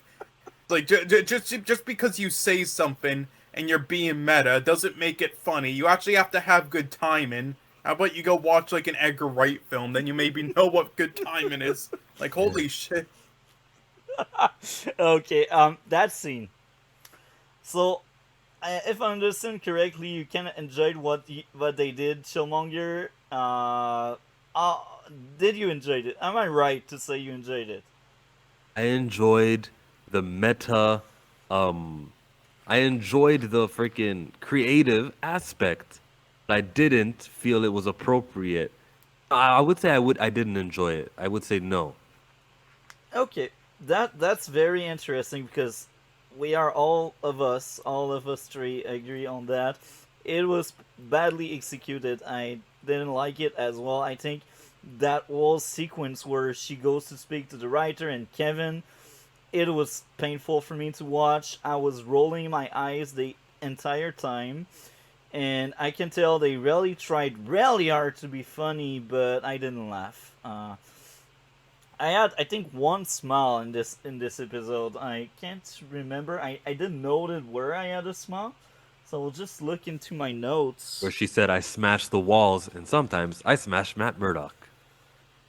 I don't think that's this because it's too lazy. But maybe it's this. I'm actually looking into it. So, that fourth wall breaking, man. I think it was the worst the season had, at least for me. Do you think of one that could be worse than this one? No, there's nothing worse than this. This was just a consequenceless show. Like, even Hulk barging and fighting the Abomination, it doesn't count, because at the ending when he came with his son, that was the first time he returned to Earth in a long time. Okay, I actually found in my notes where I had a smile. And a smile is not a laugh, because it's two very different things for me. Okay. So your smile count is up to, like, what, 9 now? Yippee. 13. 13 Oh, smile. shit! 13. Matt Murdock and did crack a 2 lot laugh. of them. Okay, so my smile was when Pug was at the meeting. I don't know if I smiled for the right reason, because I actually smiled because I was like, these writers really think mans are trash, and it's funny how they really believe in this crap. So I had to smile there because I was like, is it really what they think? Is it really how they view YouTubers and, like, men? Is it like what's going on right now? Are they serious when they say that? Do they really believe it? And I think they do believe it. That's the irony. And I smile at the irony because the scene in itself wasn't that funny. It was just like, yeah, there's no way YouTuber or human as a whole would react the way they react. They're like, oh, you're one of us.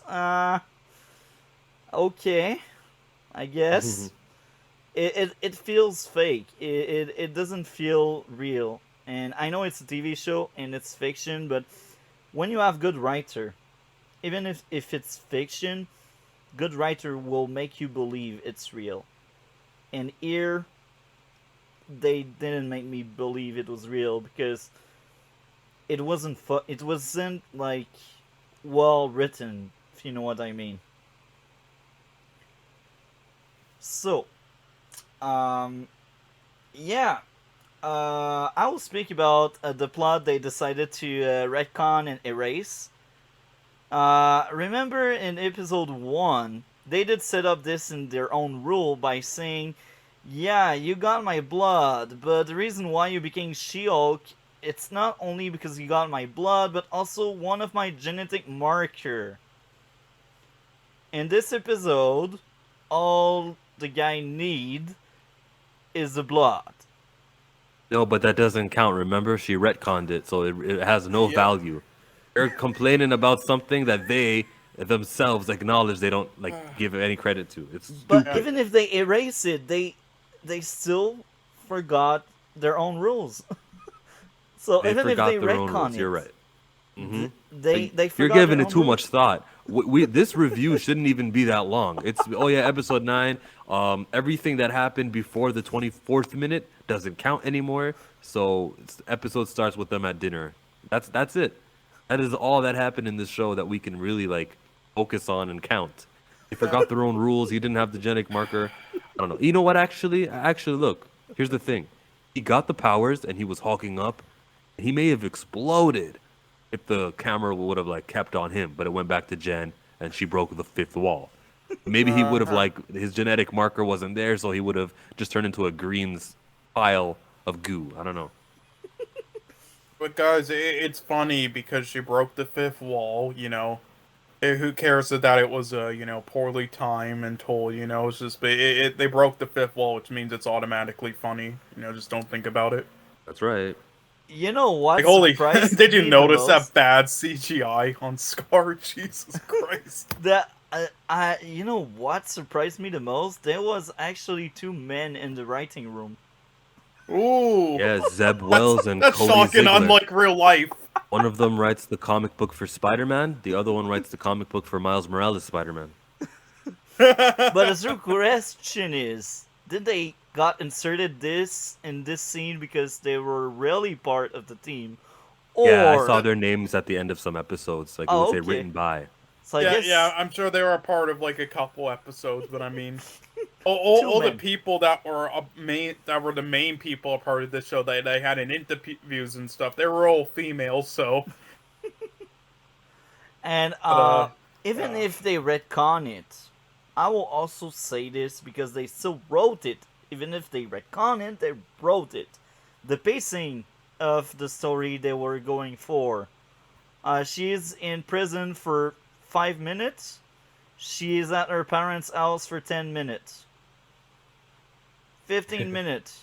And these two different plot lines, subplot, whatever, call it the way you want. I feel like with good writer, you can have two different seasons. One season where she spent the season in jail. The other season where she get used to going back in society, you know? But instead they rush through things. Even if they retcon it, it still shows me that these writers rush things. I mean that multi-topic, or you know, they could have just not spent so much time on shit filler and added more that time. Either one. It wasn't really substantial. I actually have a lot of questions of how somebody could get their hands on a sling ring and leave Kamartaj with their sling ring if he's been exiled after a week of training. You can disarm him. I saw America Chavez disarm Strange in that movie, and that was really quick. What else could we say about this? This show wasn't good. It was never serious. It was just like content on a weekly basis. If Disney Plus didn't have a deal where it was $2 for the month, I would not have watched the second half of the season. Wow, okay, that's very interesting. So your perspective has changed a lot since last time, and this is interesting. Well, yeah, you can from the closing. It depends on like what you do with all the information. Because I still haven't seen a show. I'm not going to dismiss it. Now that the thing has been completed, I can easily look at everything you were telling me and go, nope, you were completely right, Multi. Like, that is exactly how this show panned out. Meaningless, utter nothingness. It wasn't sophisticated at anything. The writing was poor. We got to see the writer's room, and I'm like, oh, okay, that explains everything type thing. Yeah, I still don't remember what story there was to this besides like Twitter moments, like to make you know people tweet and get like 100,000 likes. What actual story was there outside of just Slay Queen Twitter moments? I'm still trying to figure out. I forgot. What I can story even was there? defend. I can say Twitter moments is the way you promote a show, and so it's smart to have She-Hulk twerking with Meg Thee Stallion. It's idiotic to have She-Hulk twerking with Meg Thee Stallion in the office, where you were trying to establish that these women don't want to be sexualized at their workplace. But when you see in these glass walls that that every employee, including the pigs who are men, can see them shaking their asses, then maybe, perhaps possible, you are incentivizing or you're somewhat okaying their negative comments where they only see you for your ass. Like that, how do you not think to remove that scene of her shaking her bum with Meg and putting it somewhere in a social environment like a bar? Oh no, actually you can't do that in the bar. The bar is where you're supposed to study and take your notes and not be interrupted by guys who think you're sexy. I forgot. It's opposite. You point out the same thing as me. Just like a house party with like a bunch of friends there. That's the perfect place to read a book. So, I think everyone agrees on that. The Daredevil episode was the best one, but that doesn't mean that much because the bar was already pretty much low the entire time. It was in the Earth's core. So, now, we already started the second point being the entire season. So, I will still ask, you know, just for asking, what was everyone's worst episode? Chillmonger first? It's hard to say. There's so many. Well, okay, I will actually start because guys seems to... I'm still gonna say like the first episode because there were there might have been like worse ones. Like I remember there was that one that was really bad, something like episode 4 or whatnot. That was like was extremely bad and almost nothing but filler. But the reason why I say episode 1 and the reason why it sticks in my mind still to this day, and I keep bringing it up on every other episode review, because again, it is as bad as all the others. It did as bad of his job with the filmmaking, the storytelling, everything. All right, and the first episode, it not only is it important, but it's also you should not be able to fuck up a first episode like that. And a first episode thing for any show with any story should be like the most simple thing ever to tell. It's just easy. You already have the groundwork there. You just have to basically say everything that like the show is about, and then like make it just at least a tad bit interesting, and boom, done. And then the rest is the harder parts with like the writing and everything. So the fact that you fuck it up that badly, where it is embarrassing, and how she got her fucking powers, that was like laughable, and that like the filmmaking there, like holy, that shot of like the fucking blood going. Holy, just everything about it was just horrendous. So that's why I say that, because they're unlike all the others. I could say whatever, just utter filler, fucking complete trash. They don't know what they're doing. But there is no excuse for an episode 1 like that to be that bad. It should have been so easy. Most filler of the episodes was the wedding. Hey, this is going to be self-contained, everybody. I go, okay, that means filler. We all watch anime. We know self-contained means filler. So that might be the worst episode, but I'm not going to give it that. Remember when the immortal guy could jump off windows and survive, and it turns out he's supposedly a mutant? The show never said he's a mutant, but he's based off of a mutant character from comic books. If that was a mutant showing up in the MCU and had no pomp and circumstance, especially after the Kamala Khan reveal where she was a mutant, and we just have mutants just out and about in this universe, I have a lot of questions of how this impacts the entirety of the world that they've created. There is a mutant amongst us who's just surviving off of, like in the open, you know what I mean? How does this affect whatever they have plans for the mutants? That was the worst episode. So, my worst episode, I don't even need to take a look to my notes, because I remember having PTSD from watching it. Episode number 6, the wedding episode. Oh my, that one was painful. I gave a 0.5 out of 10. And the 0.5, it's because we start seeing cracks on Jen weaknesses, and we start seeing She-Hulk is not all good. She also has a bad side. And this was the only thing I actually enjoyed, and I really pushed. I was like, it's poorly written, but the idea is there. That's why I gave 0.5. But it's a 0.5. And with better writing, that could be more than 0.5. That could be 1. That could be 2. That could be passing grade, But because the idea is handled by a bad writer, I just cannot give it a pass. And that episode contradicts itself. It's clashing. Like, they establish, okay, Jen can get drunk because she's different than She-Hulk. She-Hulk cannot get drunk because She-Hulk is She-Hulk and she is stronger, better, and everything. They are the one that set these rules, I believe, in episode 2 or 3, and they break that rule because in episode 6, She-Hulk is basically against Titania. She's not on She-Hulk form, and she tank punches from super strength and crap like that.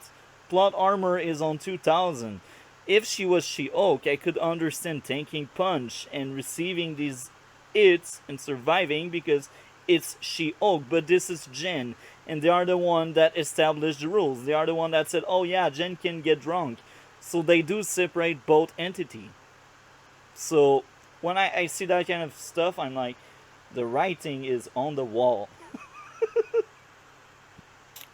So yeah, now that we mentioned all of our worst, I think, what would be your favorite episode, starting with Showmonger or Cole, whoever wants to go first? Episode 8 with the Daredevil is the best episode. And you, Cole? Cole is dead. May rest in peace, Cole. Well, he definitely doesn't think episode 8 is there. He sees through it. He understands the pacing. He understands everything that happened. It was the same dialogue and same crappiness in episode 8 with Daredevil. Just it had Daredevil. But with me, the fighting was there. I remember the ground was crumbling while Daredevil was facing her. It was cool. And I don't really care about the relationship stuff. It's not like I'm happy the two of them are a couple now in the MCU. It's whatever.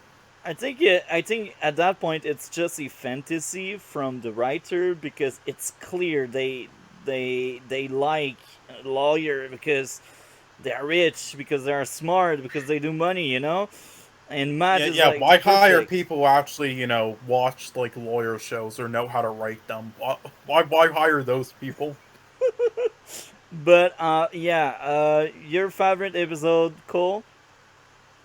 And there was one episode where it was like it had shitloads of issues, and it was one where there wasn't even like a single laugh in, but it was probably the one where where there was at least more story stuff, at least in comparison, even though they really didn't do fuck all, and there was tons of shit that didn't make sense. Like, I didn't, Juan use the portal, just right away when they're fucking fighting those creatures, but the ones, that with Juan and everything, the portal, that was one of my favorite, because it at least made at least what there wasn't as much trash in it as before, and there were some watchable stuff, and it was the one where it had its only non-forced, non-unfunny, non-desperate, and actually breaking the fourth wall scene that actually felt like a breaking the fourth wall scene that made sense, instead of just like the character looking in the camera saying,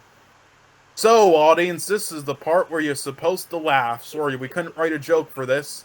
And just looking at the cameraman and then, walking away.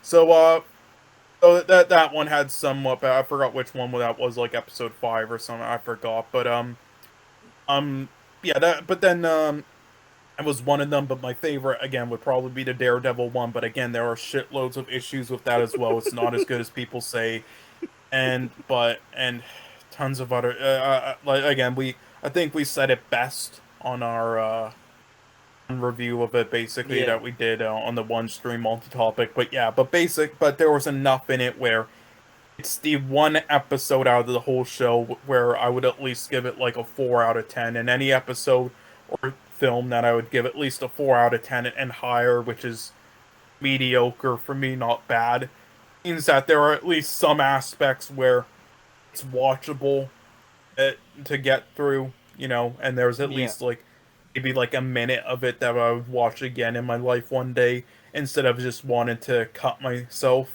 So yeah, I would say that one.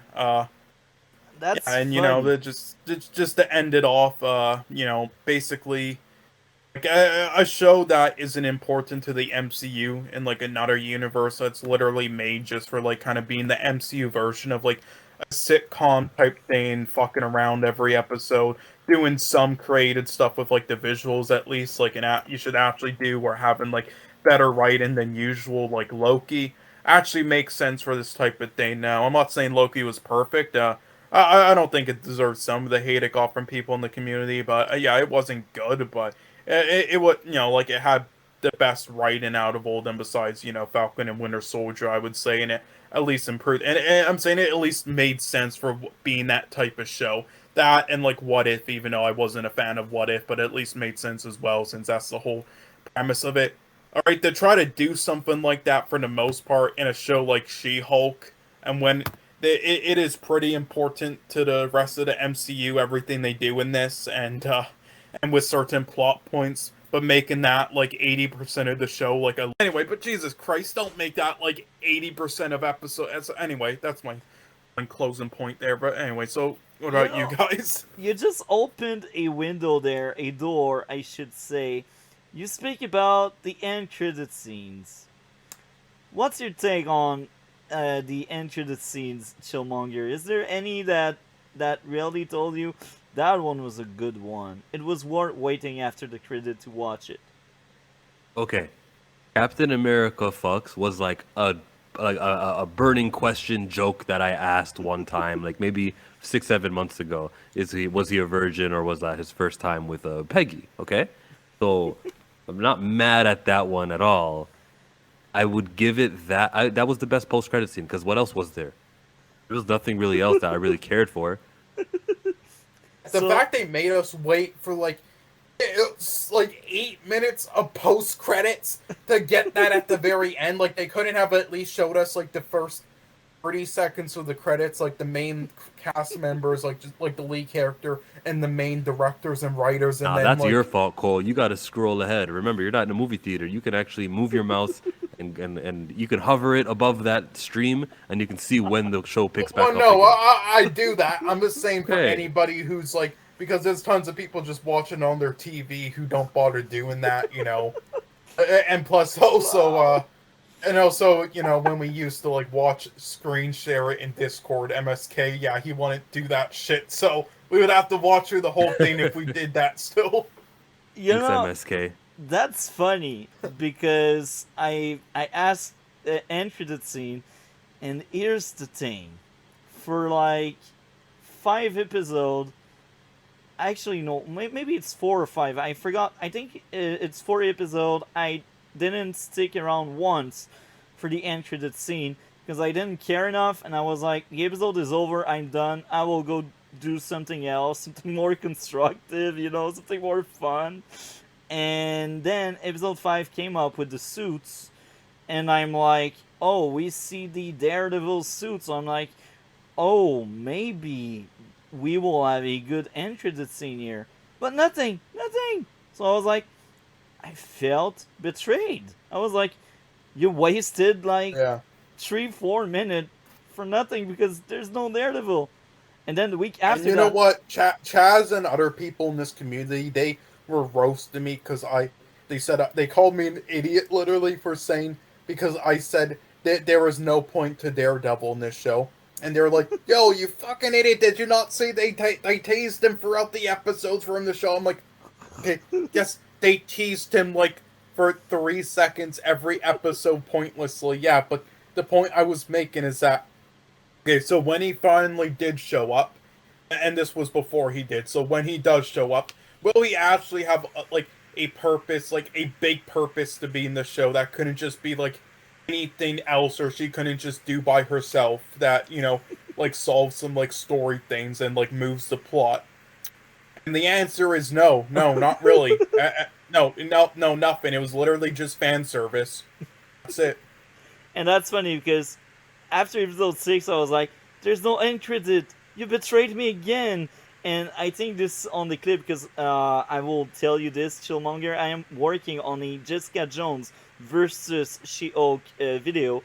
And this video will be around 3 hours. And 2 great. hours will be dedicated to She-Hulk because this is how bad the show was for me.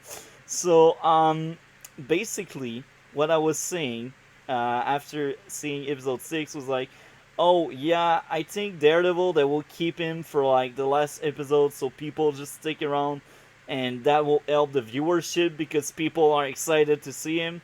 And then after watching episode 7 and seeing there's no end credit, I'm like, I was right. And then I see him in episode 8, I'm shocked. I'm like, oh, he is not in episode 9, so this means the viewership may drop for the finale.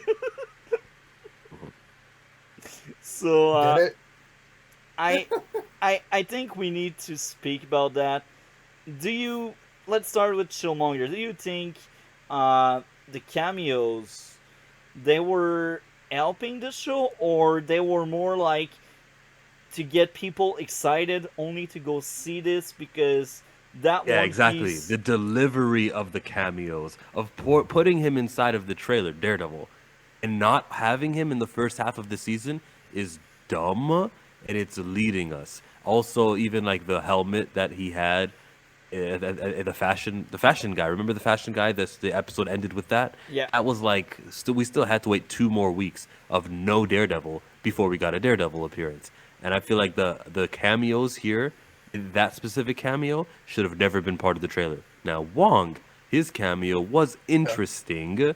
It helped get Abomination out of jail because he got to say, listen, this is my involvement during the Shang-Chi movie. And so that was a good cameo with Wong. What are the other cameos? Hulk? Is that even a cameo? He's supposed to be there. He's the Hulk. It's called She-Hulk. Leapfrog. What else was the other Leapfrog. cameos? Yeah.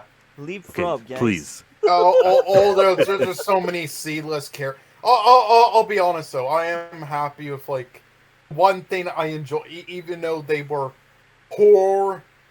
poorly done like adaptations of them, and like because they're kind of like joke characters, and that still doesn't give them an excuse to do as lazy of a job with it and not even like get the costumes right. They literally looked like homeless people with like $13 cosplays. Here I got another maybe interesting question, but I think the answer is quite easy. What, Chillmonger, what do you think would be the theme of this season as a whole, if there's any? Nah, I don't see it. There's like self-inserts from the writer and dating. Okay, I like your answer. It's a great answer. It's Let's actually say, much better than mine, I think. Twitter sucks, and let's see. I mean, Jaded would say this is why women shouldn't vote. That would be his answer. What? I have the same what Jaded would probably say. Yeah, not that's me, what he would say? Probably.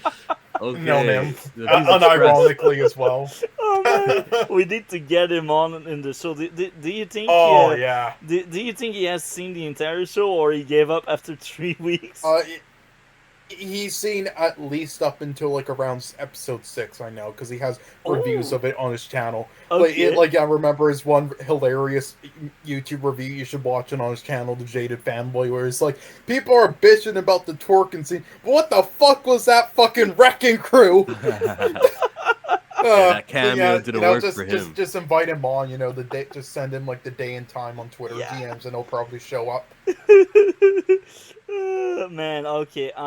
You Cole, do you think especially now that multi-topic is done with his streams for the moment, so he'd probably join those. So, what do you think would I think be women should vote.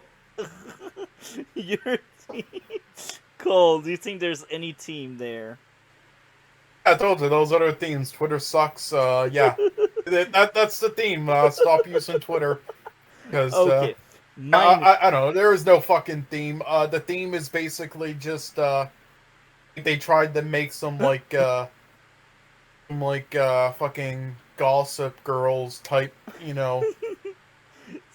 type comedy show, and they fail and / lawyer show to an extent, and they fail because they don't know what the fuck they're doing. So it's just turned into a Twitter highlight, trending montage type thing. I really don't know what they were doing here, but Maybe that's pretty fucking stupid. just maybe I give too much credit there, and maybe I search too far. But here's my take. I do think it was about anger management, because remember in the first episode, she was like, I know I'm controlling myself all the time, and she's almost screaming at Bruce, and at the end she just proved the YouTuber, the Nazis, the sexists, she proved them right by smashing the screen, and then they retcon it, but regardless. No, that wasn't retconned. That happened in episode 8, remember? That was canon. They really do. There is a video of Jen naked. It was Jen, right? It was because that wasn't She-Hulk. That was actually Jen's body. So that was a violation, and that's on the internet right now. Yeah, so maybe I raged too far. I get it though. I understand that. I think that's a valid reason for you to Hulk out. Like, yeah, guys being pests to you, that's not always gonna make you go crazy, but that extreme, like, how do I say this? Like, her body did some adult activity on a camera in front of millions on the internet now. I would go berserk about it. Yeah. That was the culmination, eh? That was the climax. There's nothing in episode 9 that topped that moment. Yeah.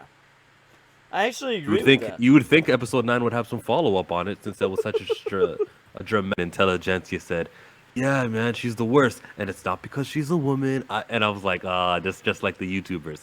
Oh, but actually, it was bad writing because in real life, if they were meeting and the red light is not on, they would be very hateful and be like, I hate women. So I don't think that you should have had them, talking that way. You feel me? Do you get what I'm Yeah, trying to say yeah. to you? If they were in life, in real person, if they truly do hate women and they're amongst themselves, then it would be like, F women, this and that. It wouldn't be putting up the front that I don't just hate women. The reason is for this other thing. Like, that was bad writing, even though it was funny to hear a person say what people on YouTube say. So you laugh because of the meta, and not Yes. really of the line. That was one of the good meta things, roasting some of those people, but they did a poor job at it as well.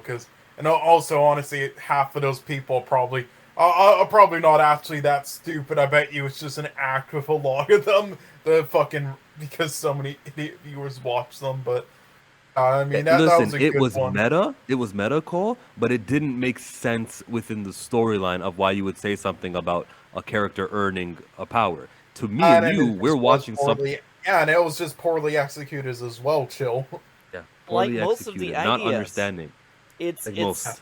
it's sad because they got the ideas, they just don't have the competent writer to execute them. But I will say though, that did, so I didn't laugh because of that. Again, it's just like, oh, it's meta, so laugh. Like, no, it execute it well and have it make sense. But still, because of the zero, I think I laughed and smiled more times at Schindler's List, Titanic, the second part of Titanic, watching ISIS executions, pretend snuff films. I think real snuff films. I probably laughed and smiled at more than this, and cuties. So yeah, there we go. Just to recap, because right now I'm recording this mini short clip for my long video. What's your smile count, Cole? I said 3 is my smile count. 0 is my laugh count. There. Okay, well, that is a comedy. So what about you, Chill? Yeah. I laughed many times just when I stopped taking the show seriously. Okay, so not, You laughed made me at laugh the more than show. the show right now. No, he laughed at the show, not with the show. Okay, I think this will be the best clip among all the clips in the very long video that I'm making. And so, Monger, just to recap, this video I'm talking about, it took me 6 hours to edit, and I'm not done editing because I will edit stuff from this podcast here. Yeah, and many others we did, definitely. Yeah. 1 out of 10, if it wasn't for some episodes, it might have been a fucking 1 out of 10. Like, this is, God, is there any MCU film that I would, or MCU property I would give a 1 out of 10 as of right now? I don't know, but nonetheless, so this is yeah, this is the close. Jesus Christ. To make sure, This is the Chillmonger, closest are you leaning more toward a 2 out of 10 for the entire season or a 3 out of 10? What are you leaning? No, I gotta give it a 2. I have to give it a 2 because of all the filler, because the plot of the show led nowhere. The 2 is mostly because of, we got some superhero action and some fun. Yes, it's nice to have a new hero up on the scene, but like I give like the quality of the CGI at points was terrible. The 2, I'm just giving it credit for like entertainment value, a couple of jokes here and there and laughter, but Yeah. because they wasted my time, I have to bring it down from 3 to 2. Yeah. Okay, I like that. So my score was a 3, but then I was looking back and I was like, 3 is like the average, but there are so many awful episodes under a 2 out of 10. I cannot give it a 3. It's criminal to give it a 3. So the final score was 2 because they pretend it is a comedy, and my laugh count is as low as 2, and my smile count is as low as 13. For 9 episodes, it's pathetic. And I will go on a tangent here. Stargirl as a TV show, I enjoy it a lot. It's one of my favorites. It's not a comedy, and guess what? Every week I laugh more than the entire season of She-Hulk, and these are like 40-minute episodes. So in 40 minutes, I will laugh more than like 10 hour of She-Hulk. It's so sad. Yes, and listen, you can not be a comedy and still have comedy in it. Remember that, people. It's like the same thing. Again, the She-Hulk is basically in the MCU is what Spiral is to the Saw franchise. That total dog shit film Spiral that then it's like, well, we're doing something different because we have comedy in our and then it's like you watch the whole film Spiral and you don't even know where the comedy is because it's all that bad by Chris Rock. And then you actually watch other Saw films though and you realize each and every one of them have some great comedy in it, like the fucking first film where it says some, I forgot what was the line, like, yeah, cover yourself in peanut butter, have like a 30 hooker gangbang or something like that. It's like, Jesus Christ, it's like, you don't need a fucking, you can have comedy not be considered, Jesus Christ. So the fact that you're considered a comedy and you have like no comedy in it, and it's like, it's not good comedy, holy shit. This was a disaster in every way. I agree with you guys. Yeah, this is 2 out of 10. disgraceful. Easy 2 out of 10. But also, again, please. I'm gonna. Also, I don't know if you have if you have it on your screen on your stream right now, multi-topic. But I don't know if I link and go. I have nothing left. No, I don't have anything else to do this. Whatever, man. I hope we don't get a season 2. If we do get a season 2, like, I'm not gonna be subscribed to Disney Plus to watch it. If they get it season 2, I'd be disappointed. Resources are going to this show, and especially if they keep the same writers. I should change my answer. If there's a new writer and new thing, I would still be optimistic and open-minded. But I hope it's not 9 episodes, and I hope it's not 20-minute episodes. Yeah. Cole said no. So, my closing thoughts, just like you, I really want new writers, and I said it earlier. We will get a second season for sure. They want subscription, and they know a lot of chills and people that don't really do critical stuff. They will just jump into it because it's the IP and they like the IP. And it's sad because of these chill, Disney's making a bit of money there, and because of these chill, the company doesn't feel the need to hire competent writers, and it's sad. As I said, there were many really good ideas, but here's the thing: if you got the wrong writer, it doesn't matter how good your idea is if you cannot sell it. And this is my thought. It's a shame, and I can also tell the actor Matt Murdock, Charlie Cox. He came to this show and you could tell there was some kind of weird vibe with him because I've seen all 3 seasons of Daredevil, and I could tell he didn't like the material he got in She-Hulk. He tried his best. He sold me his material, but I could tell that was a different actor. It's a different character for sure, but the actor, the way he delivered things, I can tell he's not really happy with the material. And if you look into interviews and stuff where they ask him about She-Hulk and stuff, you can tell he's not really happy. And it's very sad and funny at the same time. It's funny because most of the episode it was done properly. What is sad, they messed him up in the last 5 minutes with the cosplay crap in bed. You can tell, like, he has bad material, but he's a team player and he really wants his show back. That's why he entered that show. So yeah, change the writer. That's my closing thought for season 1. These writers, they didn't know what they were doing. Any expectation, guys? Starting with Chillmonger?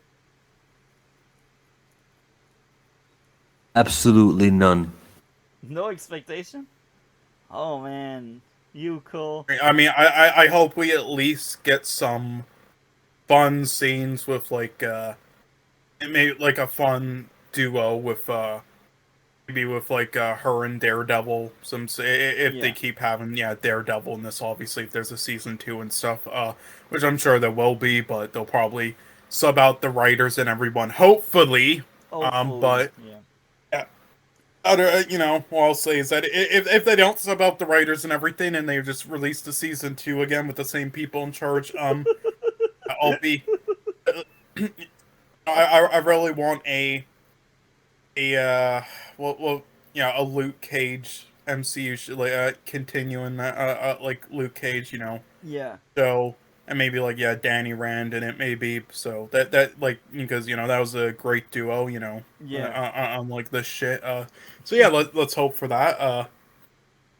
So That's all I have to say, really. that's good. So my expectation, well, it's not really what I want, but this is what I know we will get. Since they banked a lot on cameos in season 1, I do expect a lot of cameos in season 2. Which character, I really don't know. It depends on who is available and who is like, yeah, I don't care if my character get killed or if there's character assassination in some ways. Whoever is willing to get a paycheck will get a paycheck, as we say. I expect cameos. I don't want cameos because I feel like when your show relies on cameos, that means the show doesn't have its own legs. A good show can walk on its own. And of course, if you had cameos just to make it a bit better, different, to connect it to a bigger universe, that's interesting.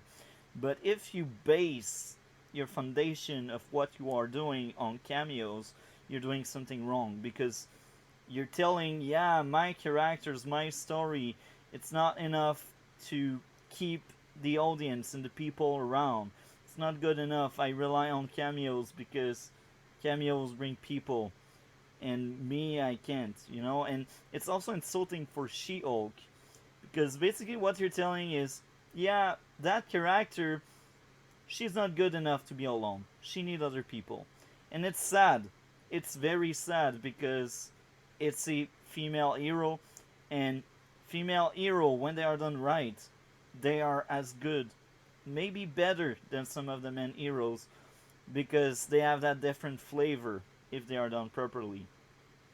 And it's very sad to see them relying so much in cameos. And the other thing I expect but I don't want, the same writer. I would be surprised if they change the writing staff. It's really sad. I want them to change the writing staff, but I think if you got bad writer there, you're sure to keep your job.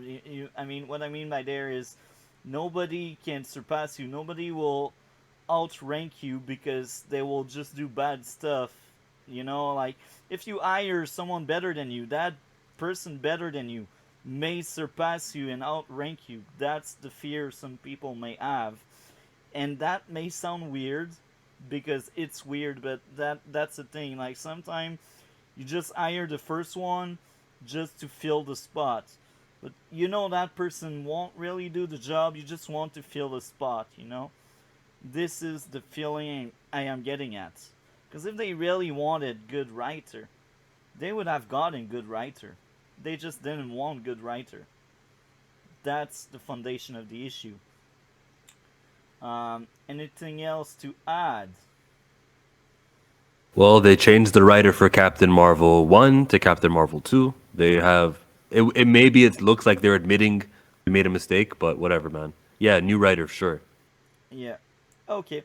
So I think it was a very fun series. It's a nice addition to the MCU. It's a different thing, sort of like Werewolf by Night is a different thing. It's different, like Loki is different, like WandaVision is different. Guardians of the Galaxy is different. There's just different. Thor: Love and Thunder is different. There's all these different things that you can order at the same store, and it gives a little bit for everybody. And if you don't like it, you don't have to like it. I'm not saying you have to. I'm not saying that you have to dislike it. I'm saying you make up your own mind whether how you feel about it. I enjoyed it. I thought it was a good season. I'm hoping to see a season 2 or some sort of continuation of this character storyline. So here we are. I am done watching the entire season of She-Hulk. And I can tell the first season villain were weak, bad, atrocious. They were terrible because they are written by bad writers. The show as a whole has terrible pacing. They basically told us roughly 5 season worth of content into one. Pick an episode, and that episode can basically be turned into a full season of the show. So the pacing is really rushed. These writers, they think because it's shorter, you need to rush through things instead of building stuff. The show pretend to be a comedy. I say it pretends because when you do some research, they consider that show a comedy. I will be honest, I had to laugh for the entire run. I had 13 smile for the entire run. So She-Hulk is really bad. It's the worst show I've ever seen. And this is coming from someone that did watch Batwoman, Naomi, Legends of Tomorrow, Supergirl, Halo, the TV show, PTSD. Oh my! She-Hulk is the worst thing I've seen. It's really bad. Now, overall, the entire season, I will give it 2 out of 10. Based on every single score, I was giving it 2.9. There's the thing, I take out 0.9 because it's not funny and they pretend to be a comedy. They did so much character assassination. The writer is on the wall, or the writing is on the wall, I should say. It's really sad because when you look on the other side, when Netflix was in charge, we had Jessica Jones, another comic book TV show made by a woman because the showrunner was a female. And guess what? This first season of Jessica Jones was a masterpiece for me. I had a blast. The villain was great. Jessica Jones was likable. And it's very important when you write a TV show, you need to make your main character relatable and likable. Jessica Jones is a jerk. You warm up to her and you actually care for what's going on with her in her life. Her TV show is about trauma. She-Hulk TV show is about anger management. But it's handled by bad writer. Jessica Jones is handled by good writers. She-Hulk has an obnoxious main character. I do not care about Jennifer Walters. She is poorly written. She is played by an actress that gives her 100% for sure. But you cannot fix bad scripts even if you got a good acting job. Even if you're talented, you cannot fix what the writer should be fixing.